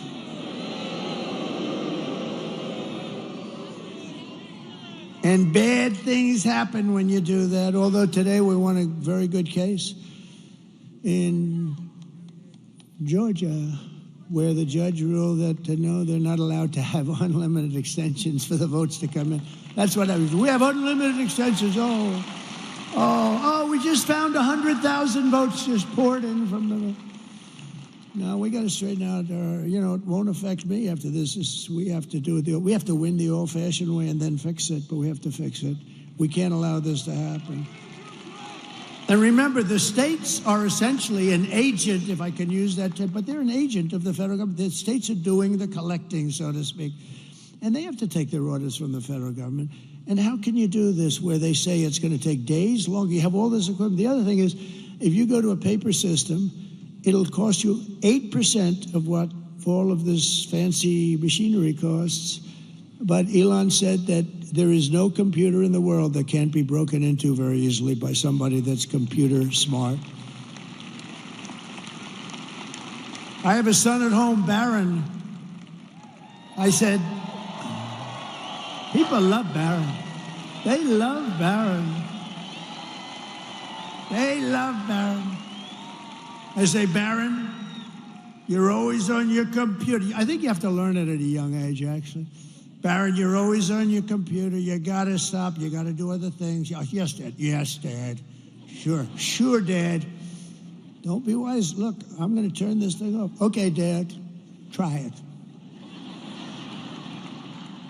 So I turn it off, Dad. I turn it off. It's locked. It's done. I have a number on it. He calls me 45. Come here, Dad. Take a look. No, these kids are genius, I'm telling you. He's a wise guy, smart one. And do I have good kids? I have to just... Are my kids here? Where are my kids? They're around here. They're around here. Get them out here. I think I want to bring them up. 4 years...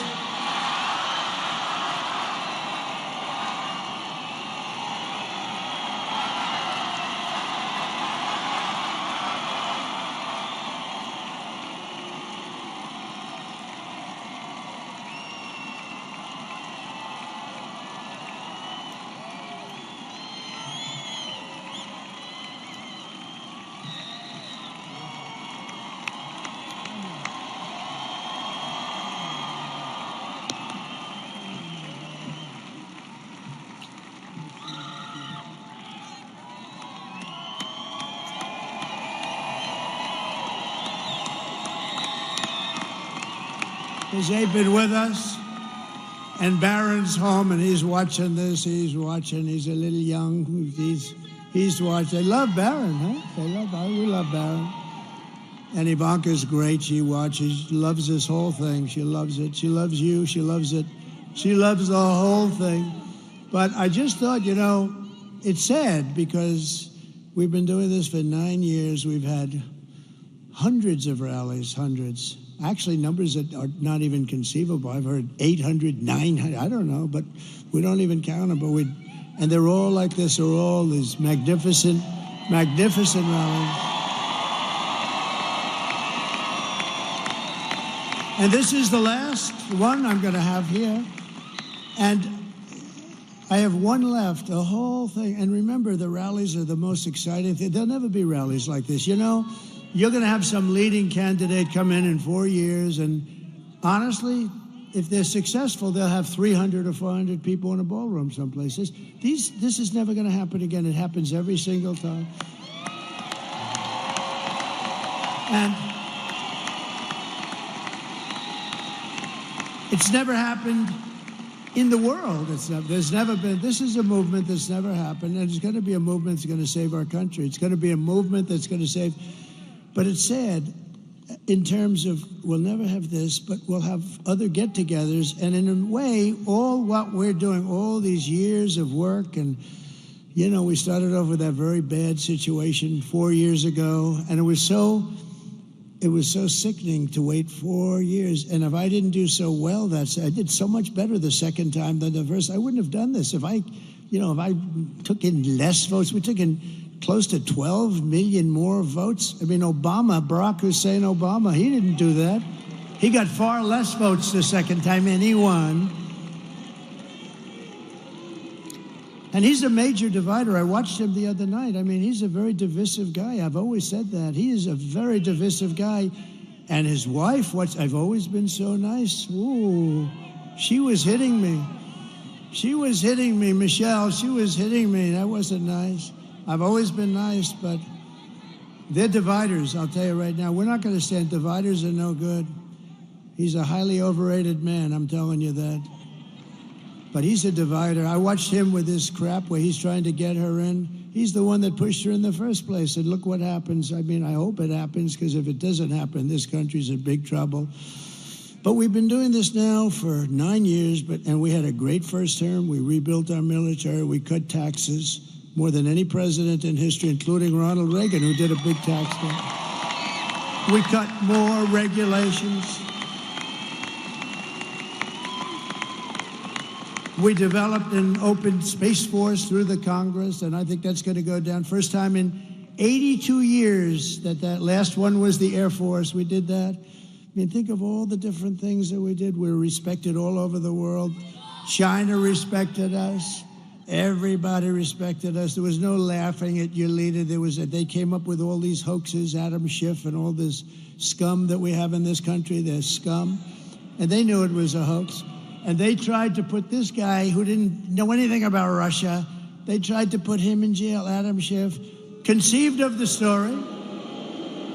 Think of it. Adam Shifty Schiff, one of the truly unattractive people. I call him Watermelon Head. He's got the largest head and the smallest neck. He's got a neck that's about 4 inches around. He's got a watermelon on top of it. But he's not a stupid person, but he's an evil kind of person. And he's likely going to be a senator, unfortunately. But, I mean, this scum is going to be a senator. So their movement carries on, but our movement carries on, too. As long as ours carries on. No, he's got the smallest neck I've ever seen. Do you think he can play football for the Pittsburgh Steelers? I don't think so. One shot, and there goes the whole thing would fall apart. One little shot. One tiny tap like that, boom, falls off. No, but bad. But think of how bad this is. I don't want to put him on the spot, but this kid went through hell on a story that they knew was made up, Russia, Russia, Russia hoax. And I saw Schiff come out of an intelligence meeting or something. He's not supposed to even do this, but he goes out into this press, and he says, Donald Trump Jr. will go to jail for what he's done with Russia. Right? And I said, whoa. I said, what's this all about? So I called him up. I said, Don, what's going on? I said, Dad, I don't know anything about Russia. He didn't do anything. He went before grand juries. He went before what they did to this guy was, and you know what? I think he became tougher because of it, maybe too tough. I think he's too tough, Sarah. I don't like it. He's too tough. They've made my son too tough, Mike. But he's a great guy, and he's a good person, and they put him through hell. But think of it. What person, and Hillary was in the act, they spied on my campaign. It's now proven. Spied on my campaign. The Russia, Russia, Russia thing with Mueller. You saw Mueller's performance in Congress, right? He didn't know anything. He went through hell. He went through hell. He had nothing to do with Russia. He didn't know anything about it. They went through millions of phone calls. They didn't find one phone call to Russia. It was a hoax. But think about how bad you have to be. We're going to put the son of the President of the United States in prison for what he's done with Russia. And he knows it was a hoax because he conceived of the hoax along with Crooked Hillary and the rest of them. And Obama, in my opinion. No, but think of it. He conceived of a hoax, and he wants my son to go to prison. That is human scum, I'm sorry. And he'll probably go on to be a senator, and that's okay, because we have blocked them. Everything we've done, we've won against, but they are bad people. You know, if they put that genius toward making our country great, boy, would we have fun. We would have fun together. But I don't know if they're capable of doing that. It'd be great if we could bring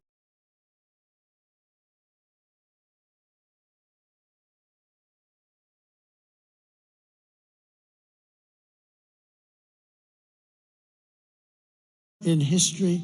We were doubling up in China. They were paying us billions of dollars. No other president took in anything. And you know what was happening? Everybody had jobs. African American, Asian American, everybody. Asian, the Hispanics. Look at me with Hispanics. Hispanics, they remember that period 4 years, 5 years ago. But everybody was successful.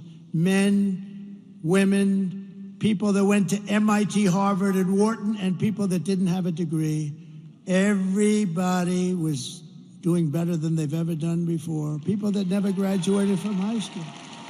And I'll tell you what was happening is I was getting calls from people that I would say are the radical left, but people that were definitely very far left, and people wanted to start meeting. There was a whole thing. This country was coming together, and then we got hit with something that nobody knew what the hell it was, although I did say it was from the Wuhan lab. I was right about that. And bad things happened, and we actually did a great job. Never got the credit for that. We got the credit for what we did with the economy. For what we did, we rebuilt the entire U.S. military, and we knocked the hell out of ISIS. It took them, they were fighting ISIS for 18 years. It took me 4 weeks to get rid of them, right? 4 weeks. So, 4 weeks to get rid of them. But I will tell you, and I just say this because so many people say, is there any way to unify the country? And I used to sort of say, no, look, we want to have walls, we want to have borders, and they don't. I think it has to just be explained. I think that's an easy one. They want the men and women sports things. You know, I've been a politician for now, I can't believe I say that, but 9 years. I've had a lot of people come up and say, well, what about taxes? What about this? Nobody's ever said, sir, it's really important to allow men to play in women's sports. I've never had anybody say it. Nobody's come up to me and said, you know, on the transgender thing, sir, it's very important to my family that you get that. I mean, these things are crazy. And yet on television, that's all they talk about. That's all they talk about. But we're going to turn this country. The bottom line is it was really starting to come together. Then we got hit. We got to fix that. Think of it. And when I turned it back over, the stock market was higher than it was just previous to COVID coming. And think of it. Amazing. We handed them something beautiful, and they blew it. They blew it right out the window. It's terrible. They blew it, and now we're going to end up in a depression, frankly, if you look at the numbers that we are going to present in a second. But I just want to thank my kids because they are great kids, and they have been with me from the beginning. They've been with me right from the beginning.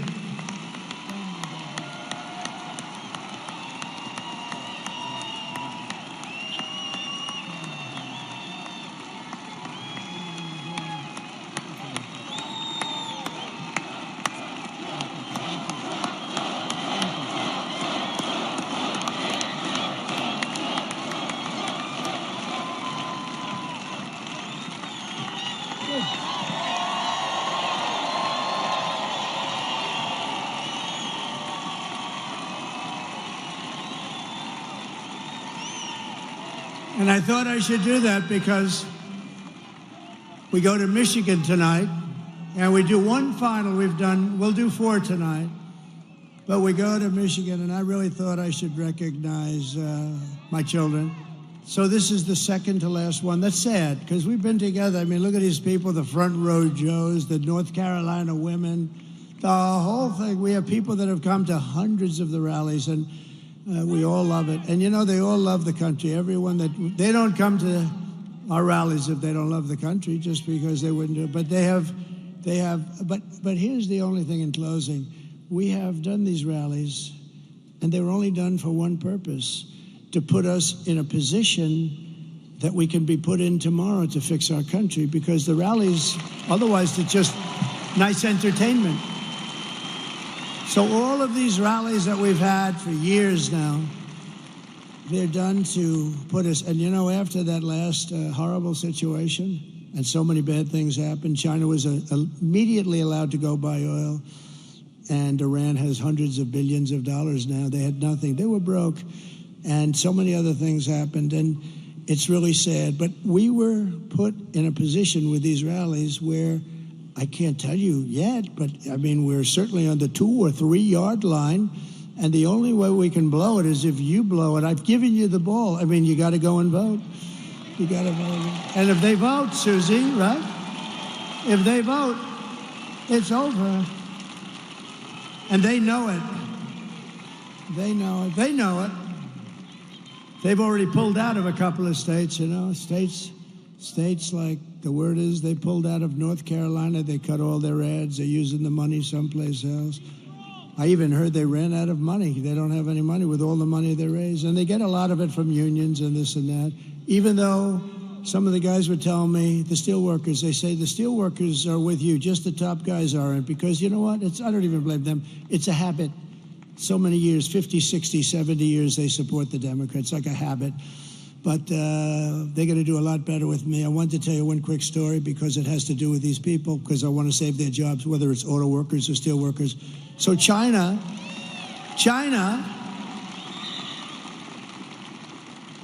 I have a friend who's the best and the biggest auto factory builder in the world, I guess. Very big, very good, very capable guy, John. And I see him, and we're talking about a year ago, and he said, yeah, we're building some big, oh, good, I want to see, we're building some big auto factories. Great, I want to see one. When can we go? I want to take a look, because, you know, I'm thinking about running pretty hard, and that's a big thing. We got to save Michigan. We got to save Detroit. Detroit's got big problems. But just generally the car industry, right? It's a big industry. We want to be at the top. So I want to see one of the factories. Okay, good. We're going to go down to Mexico. I said, I don't want to go to Mexico. I want to look at it. No, we don't build the big ones over here. What do you do? He said, it's just, we don't. It just doesn't work that way. So he said, as an example, we're building a really big one in Mexico right near the border. I said, who's the owner or the principal? He said, China. So China's building a massive auto, massive. He said, it'll produce probably more cars than the state of Michigan produces, when you think, you know, because they have smaller plants. They're all over the place. Some of them are very old. I said, that's bad. That's going to kill Michigan. It's going to kill Detroit. It's going to hurt South Carolina, Tennessee, and various other places that are involved. That's really bad. This is a big, yeah, they're going to build more. And I thought about it, and about 2 months ago, I let it be known that I'm going to put tariffs on all the cars that they're going to be selling us into the United States.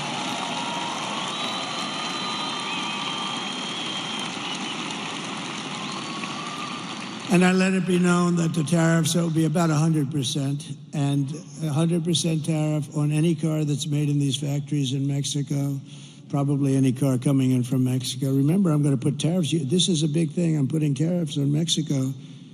If they don't straighten out this drug, it's their problem. They're coming through Mexico, and Mexico's accepting this fentanyl. And I'm putting tariffs on Mexico. Every damn thing that they sell into the United States is going to have like a 25% tariff until they stop drugs from coming in. And let me tell you something. Those drugs will stop so damn fast that your head will spin. And I'm not playing games. I'm going to do, and I'm doing the same thing to China. If they want to sell Mexico fentanyl at levels that nobody, it's going crazy right now what they're doing. You know, at least we fought it like hell, and we did relatively successfully. You can never, I mean, they put it in hubcaps of cars. It's tough. It's all over the place. It's genius, some of these devices they come up with. But I've told China, you want to sell, we're going to have a good relationship with China, hopefully. I want to have a good relationship. But you sell fentanyl into the United States through Mexico, we're putting a 25% or so tariff on until such time as you stop doing it. And they're not going to do it for long, because that is a massive penalty. And we don't have to fight. We don't have to fight with guns. You know, I had no wars. I stopped wars. I stopped two countries from fighting each other that have nothing to do with us. You can ask Rick Grinnell, who did a great job for us, and you can ask, you can ask Mike Pompeo, he's here. I stopped countries from fighting wars that had nothing to do with us. Just say, listen, fellas, you've been killing each other for 1,000 years. If you keep, and they both did business with the United States and made money. I said, if you keep fighting like this, you're killing people. Lots of people are dying. That's all I cared about. I didn't care where they're from, but people are dying. Good people are dying because these leaders are stupid. And so I said, if you keep doing it, I'm putting a 50% tariff on everything that you do business with the United States on. I'm talking to two countries. They call me up the next day together. We have resolved our differences. It didn't help me, but you know what? I saved a lot of lives. So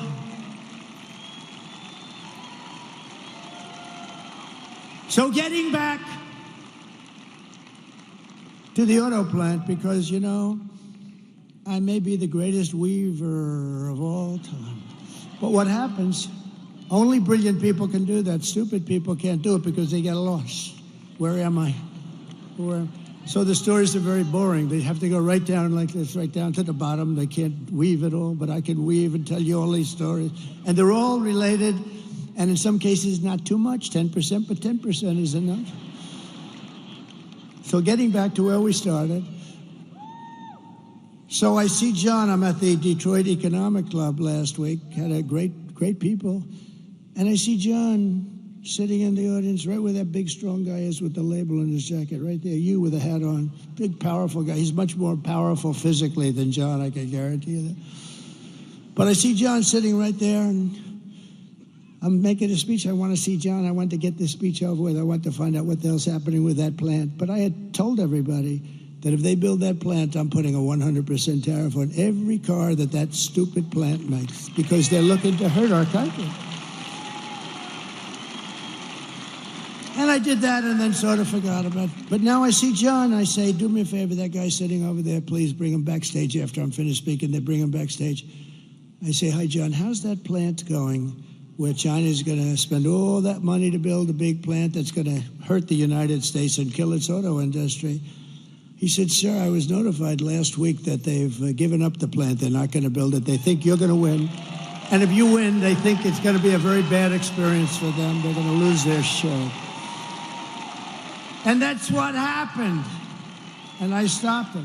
And those guys back there, I took some pictures with a few of them, and they were hugging and kissing me. I said, get off me.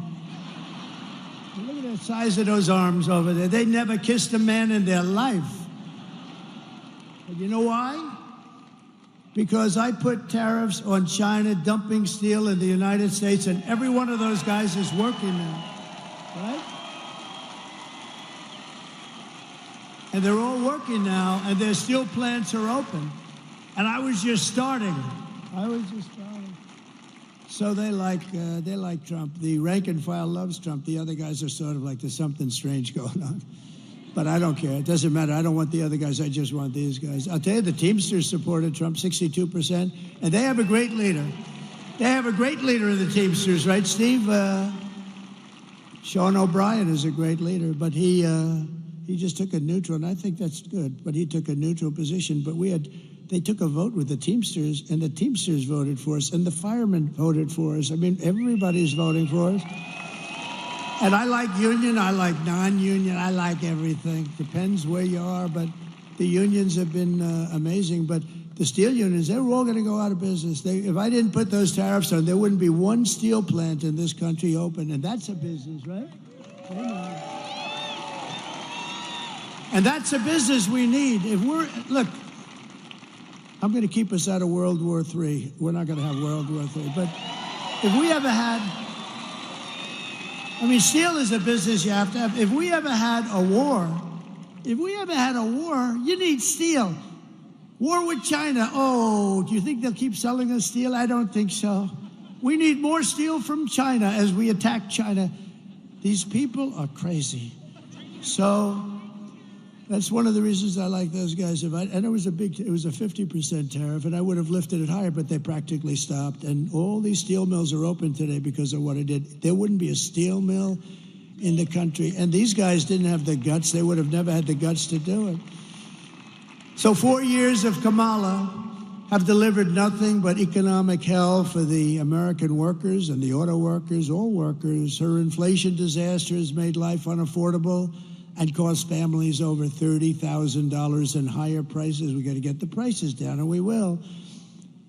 When we bring the energy way down, the prices are going to come down. It's very simple. It's not that complicated. When they took over energy and they made it like they're going to close up everything, the prices of energy went up, and that drives it. It's so big, energy, it's so powerful. And we have more than any other country, but we don't use it.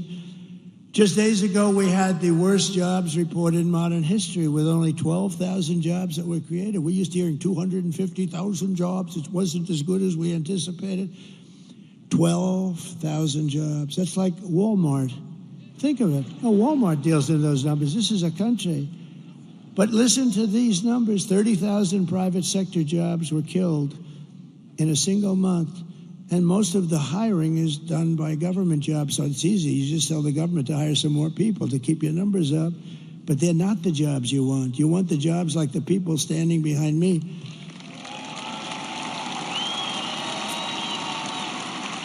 And listen, and nearly 100,000 manufacturing jobs were wiped out. And these are government numbers. These are not Trump numbers. This is not Trump. This is government. We get it right off the tabs. They were wiped out. 100 jobs, manufacturing jobs, were lost since the start of this year. 150,000 Americans joined the unemployment rolls in October. 150,000. And nearly 250,000 people dropped out of the labor force over a very short period of time. Just think, a few months ago, they had fraudulently claimed, these people are crooks, they had fraudulently claimed that they had 818,000 jobs created. And it was a fraud. And what happened is they wanted it because that was such a big number that it made the jobs picture not look great, frankly, because they're so far down. But it looked okay. It wasn't like a story. You know, they had a normal thing.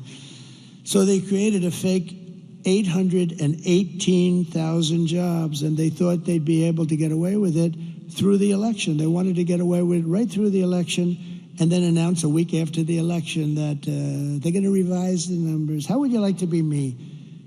And that happened. When I heard this, I looked up, I said, thank you, God. Thank you very much.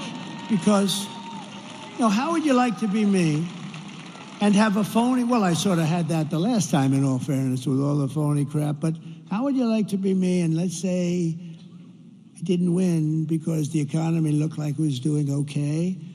And then you see that they fraudulently put down almost 1 million jobs on the rolls. And then they announced that we're going to revise the numbers downward. But they also did something else, because they just revised past jobs report down by an estimated 112,000 fake jobs. So that's almost 1 million fake jobs, and the press doesn't want to write about it. But Megyn Kelly will write about it and talk about it, and others will, but they have to know about it. Meanwhile, 100% of the net jobs created in the United States of America has gone only to migrants. Migrants have occupied 100%. And these are depression-type numbers, and that's where we're heading. If she's elected, that's where we're heading. If she's elected, this is a depression. This is a 1929, and there was nothing worse than that. This is in 1990s where it was not good, but fine. This is a 1929 where people were jumping off buildings. This is a 1929. It took 25 years to recover from that mess. And I always said, I said it before, the one president I don't want to be under any circumstances is Herbert Hoover. And that was done by bad tax policy simultaneously with lifting all sorts of other things that made it impossible for people. A lot of mistakes were made. But it took 20 to 25 years to recover. And I don't want that happening. And that's going to happen with her. She doesn't have a clue. She doesn't have a clue. And, you know, I just mentioned a name, but a woman who I saw the other night on television just rip some poor idiot apart. Megyn Kelly is here, and she's doing, come up here, Megyn. She ripped a guy apart.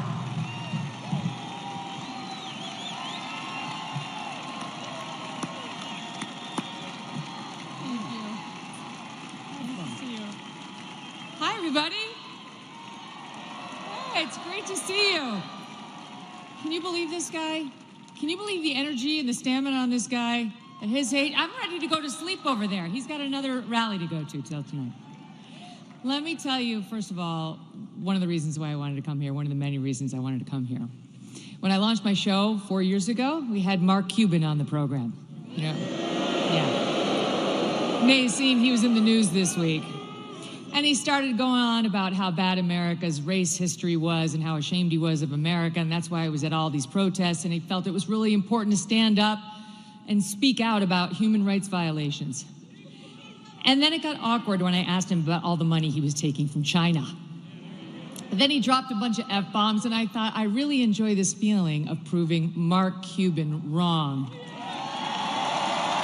And so here I am, at a Trump rally, a strong, intelligent woman to prove Mark Cuban wrong again. I won't take up much of your time, but I do want to tell you the main reasons I am voting for Donald Trump.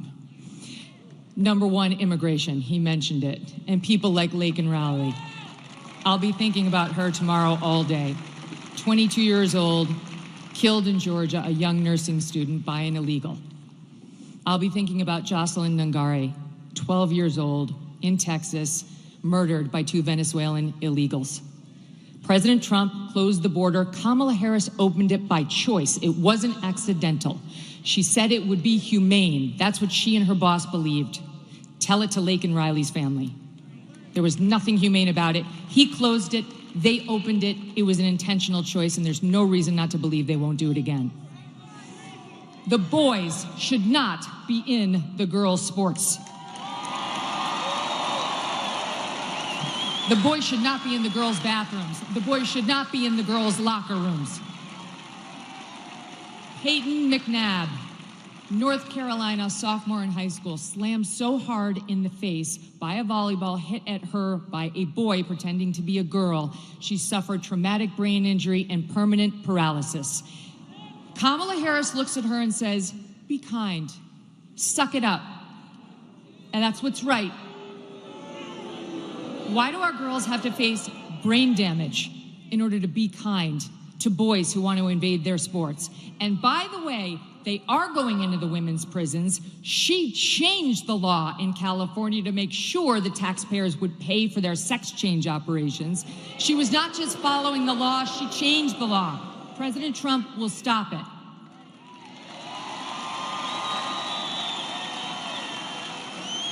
He got mocked by the left for saying he would be a protector of women. He will be a protector of women, and it's why I'm voting for him. He will close the border. He will keep the boys out of girls' sports and where they don't belong. And you know what else? One more thing. He will look out for our boys, too. Our forgotten boys and our forgotten men. Guys like you. Guys like these guys who've got the calluses on their hands, who work for a living with the beards and the tats, who maybe have a beer after work and don't want to be judged by people like Oprah and Beyonce, who will never have to face the consequences of her disastrous economic policies. These guys will. He gets it. President Trump gets it. He will not look at our boys like they're second-class citizens. And ladies out there who want a bit of girl power in this election, let me tell you something. How can you win when the sons and the husbands and the brothers and the dads you love are losing? It's not a win. We care, young women and older, about the lives of our children, the safety of our children. And we need not get so obsessed with what happens when they're in the womb that we forget about taking care of them once we're here and they're loved. Last point, what I don't want, what I don't think you want, is the left's version of masculinity. You see that ad they did about Trump voters trying to encourage women to lie to their husbands so that they could vote for her instead of Trump? That's their version of what marriage looks like. An overbearing husband who bullies his wife into saying she voted one way as opposed to an honest, open relationship. Oh, wait, I'm talking about Kamala and Doug. Okay, sorry. Where was that story in the news? Where was that story? I don't remember a single media person, not one who sat with him, asked him about the abuse allegations against him by a successful professional attorney who has great details, who has receipts, who has witnesses. No one even asked about it. I'm not into their version of toxic masculinity or new masculinity. I prefer the old version. Them, all of you And I prefer a president who understands how to be strong and how to fight. I hope all of you do what I did last week. Vote Trump and get 10 friends to vote Trump too.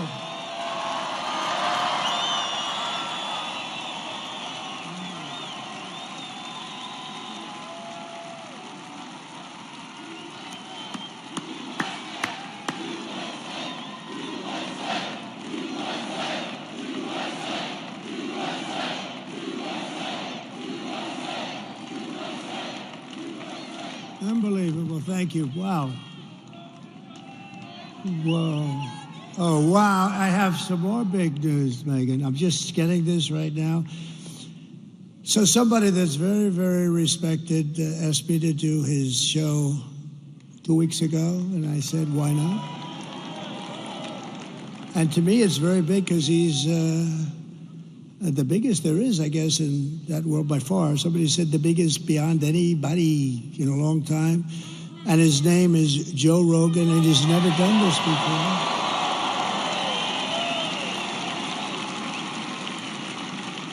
And it just came over the wires that Joe Rogan just endorsed me. Is that good?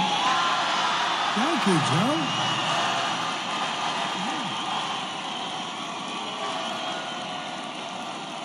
That's so nice. And he doesn't do that. He doesn't do that stuff. And he tends to be a little bit more liberal than some of the people in this room. No, I had a lot of fun, and he was amazing, and it was a 3-hour interview. In fact, I was 2 hours late for a rally that we had. I had explained that a little bit, and it was cold out that night. We flew, but we had to make it. We were more than 2 hours late, and they understood. I said, I just was interviewed by a very interesting guy, and he just kept going on. They called it a long form, and it could have gone a lot longer, but he was great. And he's not a person that does endorsements, but he did an endorsement. So I just want to thank Joe Rogan. That's fantastic. And Megan, thank you very much. That was something. That's really something. Also with us tonight is the man that I hope is going to be your next senator. He's a winner. He's tough. He's smart. He loves your state. He loves your Commonwealth, and he will take this Commonwealth to new heights. He's just a spectacular guy, Dave McCormick. And Dave, I think, stand up, bro. I think you, I looked at a poll before, and I think you're doing very well. He's against a survivor. The guy is a survivor. He's a lousy senator, doesn't do a thing. Do you think he's talking about fracking? That guy talks about fracking. He's not letting fracking get it disturbed in any way, shape. We'll double up the fracking and the jobs and everything else. She's totally against, but everything in his life he's done has been successful. He was tremendously successful in college. He was a really good athlete. I don't know, he was a wrestler, but I think the Penn State guys probably could have taken him. What do you think, huh? What do you think? I think maybe, but you never know, right? You never really know. There could be an upset in the making. But he's been successful at everything. He went to Wall Street, became one of the most important people on Wall Street. And I just want to say that I hope you vote for him. He's going to be a great, great senator. The Commonwealth will be happy. You'll view it as a terrific vote.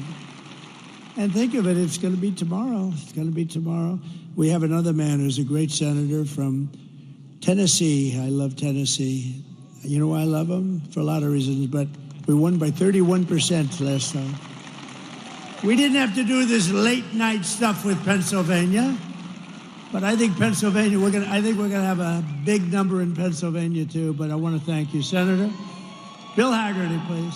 Thank you, Senator. Good-looking senator too. There's something about that. And you have we have so many celebrities here, it's incredible. But Bill, thank you very much. Good. Mike Pompeo, please stand up. Mike. He lost all that weight. He's so thin now. Looks good. Thank you, Mike. I appreciate it very much. And we have members of Congress that are warriors. These guys have been fighting with me, meaning fighting with me in the proper way, not the bad way. And they're incredible people. John Joyce, Mike Kelly, GT Thompson, Guy Reschenthaler. These are terrific people. And somebody told me that, Guy, you were a terrific wrestler. Is that true? I didn't hear that. So I'm never going to fight him. That's all. You know, when you hear that stuff, don't ever go against the odds, right? That's fantastic. I heard really good. Thank you very much, Guy. I appreciate it. Former Congresswoman and Democratic, and she was a good candidate too for President of the United States, Tulsi Gabbard, a woman of great common sense. A woman of great common sense. And she just switched over to the Republican Party, so that's good. She was a Democrat. Then she became an independent, and then she became, thank you very much. It's a great honor. She's a fantastic person. I always said, you know, I've watched her for a long time, and I'd say that's a woman of great common sense, because it's all about common sense. We can say conservative, it's common sense, and thank you very much. I appreciate it. A woman that we're very proud of. She started with us in the Oval Office in the White House. She became press secretary, and she then became the governor of Arkansas. Sarah Huckabee Sanders. Sarah, thank you. Beautiful, thank you. She's doing a good job, too.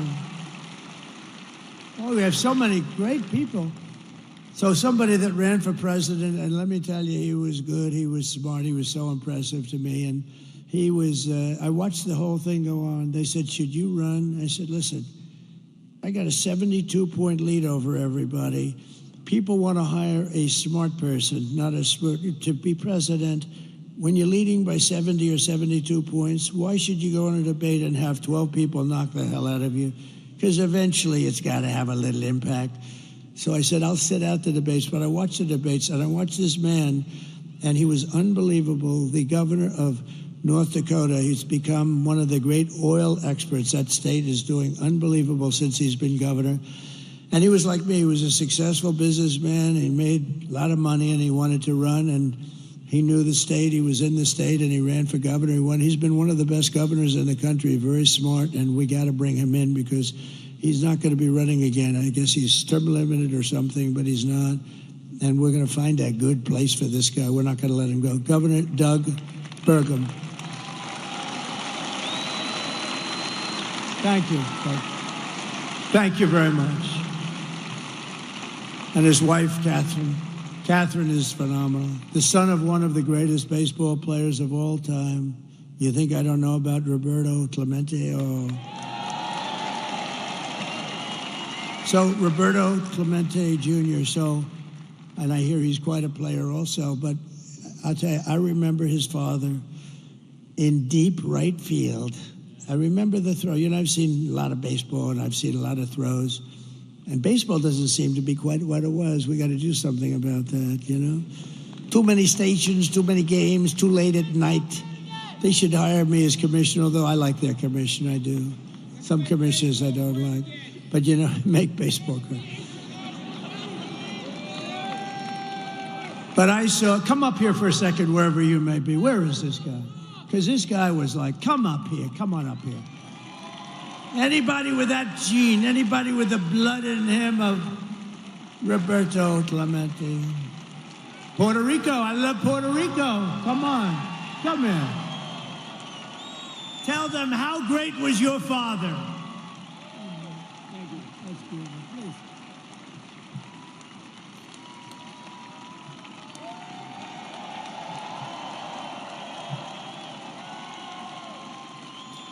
Hello, Pittsburgh.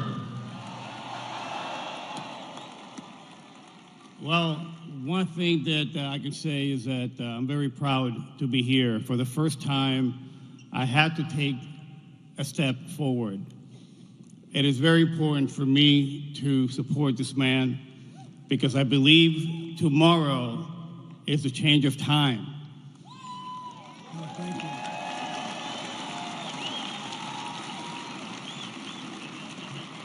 And to answer your question, to be able to talk about my father, the name Clemente, what it means is goodwill and unity.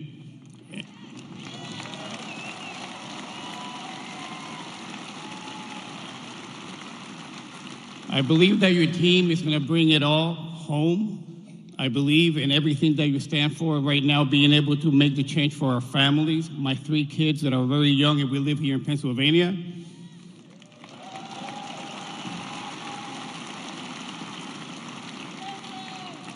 And I told this man that I commit myself to helping RFK Jr. with our kids and making America healthy again.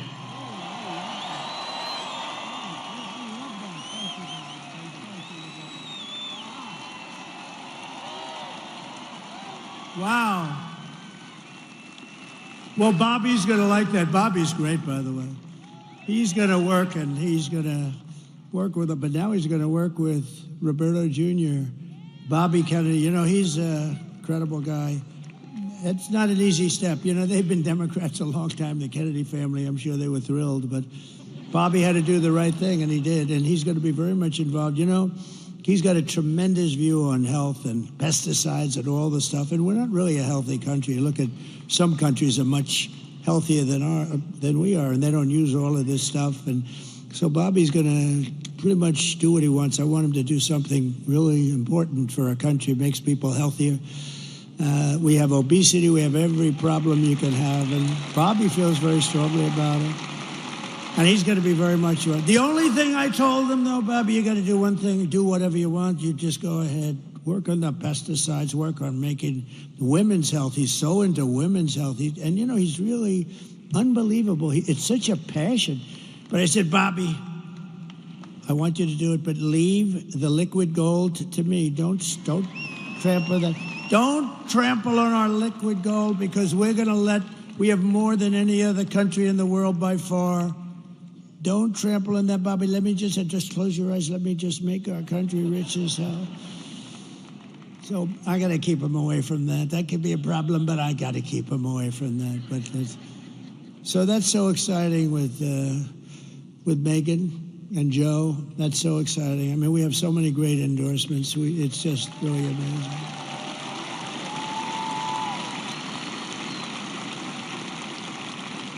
By the way, Roberto Clemente, you know, we all see a lot of players, and you forget about them. Even for those of us that have very good memories, you forget them. But I remember playing the Mets, the poor Mets. They were playing the Mets, and a ball was hit into the corner of right field. He played right field. And he went over, a rocket was hit there, and he went over and he was deep in the corner of right field, and the player started marching to the plate, pretty fast runner, and I've never seen, and I remember sort of everything. And Roberto Clemente, because he was a great hitter and all, you think of him as a hitter, but he was an incredible fielder, but he had the best arm, I think, in baseball. He threw from the deep corner of right field. It was not possible to do this. A ball that never was more than 10 feet off the ground, a strike, and the runner was out, and I said, well, there go my aspirations about being a professional baseball player. It was the greatest throw I've ever seen to this day, and so I wanted to, it's funny, he was one of the greatest hitters, but I remember him more for the throw than the hitting even. So it's an honor, and Bobby is going to be thrilled, and I've heard so many great things about you, Roberta. We're going to get you lined up, okay? I love that. Thank you very much. That's a great honor. Also, Mayor J.D. Longo is here, and Sean Parnell. Thank you, Sean. Thank you, Mayor. Good job you're doing. Good job you're doing. And a couple of friends of mine are here. Steve Witkoff, who's given so much money to North Carolina and any place that has trouble. This guy, I always bring him with me. You know why? Because if there's a trouble, he opens his well. He made a lot of money, and he loves giving it away to people in places that have trouble. He's an amazing guy, actually, and he opened his wallet to North Carolina, to Georgia, to a woman last night, Carmen, who lost her daughter to a migrant 5 days ago, and he felt very badly. He just helps people. He likes to help people. He's a great businessman, but he loves giving the money away. Thank you very much. Steve, stand up. Thanks. Steve Witkoff. And another man who's with us tonight, Howard Lutnick. He's working on transition with Linda McMahon, a phenomenal woman. And he rebuilt Cantor Fitzgerald. His whole firm was taken down in the World Trade Center catastrophe. The plane flew right into him practically. He had the top 3 floors. Cantor Fitzgerald, one of the most successful firms on Wall Street. And he was riding down the road at West Side Highway, and he actually saw this happen. He said, oh my God. He saw it happen. He saw the plane go in. And you know why he wasn't there? He was always there at 6 o'clock in this morning. But for 5 years, his wife was saying, will you please take our child to school? And he said, no, I can't do it. I got to be in the office at 6 o'clock in the morning. The one day he agreed to take his beautiful child to school, he was delayed for 2 hours getting down there because he's taken this kid who turned out to be great, because a long time ago, I said, when you look at that beautiful person that you produced, you thank that person. You thank that person every single day. But he wasn't probably the only day, might have been the only day in your life that you weren't in that building at 6 o'clock in the morning, right? But his brother was in the building and hundreds of other people that worked for him. And his firm, outside of a few people in Europe, his firm was wiped out in 1 instant, 1 second it was wiped out. They were actually making phone calls to their families saying, we're stuck, we can't get out. All the fire exits were wiped out and the stairs were wiped out. You couldn't get out. They called their wives, they called. His brother was calling him and the wife. I mean, the whole story is crazy. And they all died, every one of them, and he had to rebuild. He wanted to rebuild, and he rebuilt the firm bigger, better, and stronger than it ever was, and he gave a big chunk of the firm for an extended period of time to the relatives, wives, and family of the people that were killed. Howard Lutnick. It's a great story, actually. That's a great story. He's a great guy, and just one other group is here because this is, we are all inclusive, and if you see what's going on up in a really incredible place, a part of the country that's very incredible, but it's under siege.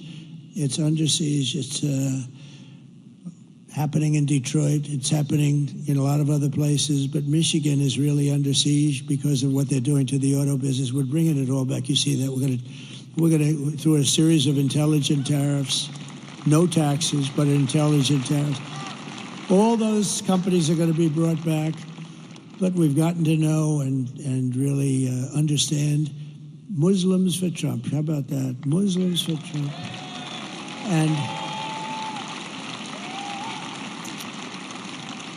And it's become a big movement in Michigan, a beautiful movement. And you know what they want? They want peace. They really do. They don't want to be in wars. They're very smart. And, it started off as a little thing, and it's grown and grown and grown. And now we have a much bigger vote than they do. Can you believe that? Because they said these people are stupid. All they want to do is, they didn't know what to do. Actually, they were in between, and she has no idea. She doesn't know where the hell she is. She can't.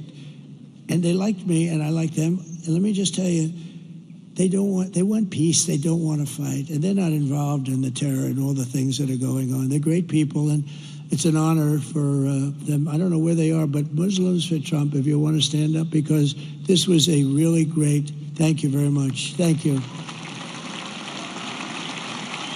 Thank you.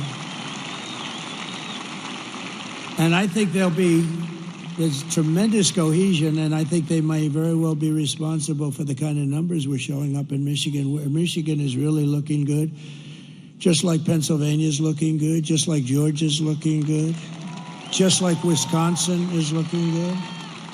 North Carolina is looking really good. Arizona's looking great. Nevada's looking great. Where else is there? But, even Virginia, we had a great meeting. Glenn Youngkin, we had a tremendous crowd. It's not a swing state, but we had a tremendous crowd in Virginia. I'm hearing New Hampshire, where, these are states that aren't really in play in theory, but they're in play now. No, I think we're going to have a big day. But you have to go. Forget about the others. It doesn't matter. You have to go and vote. We win this state, it's over. We win the Commonwealth. We're going to win the Commonwealth of Pennsylvania. And it's going to be over. So get out and vote. That's all I ask. In conclusion, with your vote tomorrow, we are going to fire Kamala. We're going to save America. We will cut your taxes, end inflation, slash your prices, raise your wages, and bring thousands and thousands of factories back to America and back to the Commonwealth of Pennsylvania. We will build American, we will buy American, and we will hire American. I will end the war in Ukraine. Would have never happened if I was president. I will stop the chaos in the Middle East, and I will prevent World War III from, you're very close to World War III. You're very close, and we have people that are not the right people to handle it. They are grossly incompetent. We will crush violent crime and give our police the support, protection, resources, and respect that they so dearly deserve. They know what's going on. They know everything. They know the names of the people that are coming into our country. They know everything about them. All we have to do is let them do their job. We will strengthen and modernize our military. I rebuilt it, but now a lot was given away to Afghanistan. Can you believe? They had a parade last week where they paraded our beautiful equipment down the middle of their boulevard. I don't like watching that. And we should have never let them have Bagram, the big air base that's a mile. That's just literally an hour away from China. We will build a missile defense shield over our country, all made in the USA, and a lot of it made in Pennsylvania. We will rebuild our cities, including our capital in Washington, D.C., making them safe, clean, and beautiful again. We will teach our children to love our country, to honor our history, and to always respect our great American flag. I will get critical race theory and transgender insanity the hell out of our schools. And we will keep men out of women's sports. I will defend religious liberty, I will restore free speech, and I will defend the right to keep and bear arms. Your Second Amendment, your beautiful Second Amendment, which happens to be under siege, and for 4 years it was fine. After years of building up foreign nations, defending foreign borders, and protecting foreign lands, we are finally going to build up our country, defend our borders, and protect our citizens and our land. And we will stop illegal immigration once and for all. We will not be invaded. We will not be occupied. We will not be overrun. We will not be conquered. We will be a free and proud nation once again, and it will be soon. Everyone will prosper, every family will thrive, and every day will be filled with opportunity and hope and the American dream. But for that to happen, we must defeat Kamala Harris and stop her radical left agenda, which is a landslide that is, you have to get out tomorrow and vote. For the past 9 years, we have been fighting.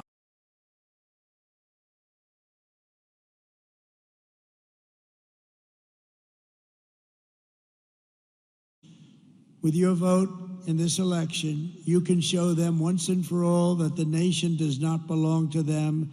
This nation belongs to you. It belongs to you. It was hard-working patriots like you who built this country, and tomorrow it's hard-working patriots like you who are going to save our country. After all we have been through together, we stand on the verge of the 4 greatest years in American history. With your help, we will restore America's promise that we will bring back, we will take it back, we'll do whatever we have to do, the nation that we love. We love this nation. I mean, I'm doing this. I could be in the most beautiful beaches in the world getting whacked by saltwater waves with sharks in it, by the way. I don't like that. I'd rather be here. I want to be right here in Pittsburgh.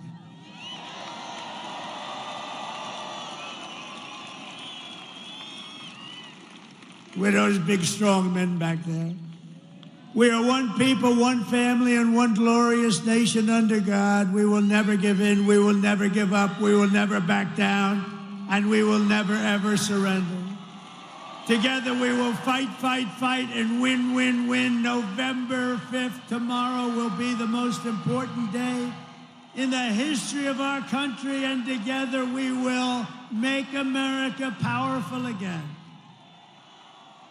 We will make America wealthy again. We will make America healthy again. We will make America strong again. We will make America proud again. We will make America safe again. And we will make America great again. Thank you, Pittsburgh. God bless you. God bless you all. Thank you.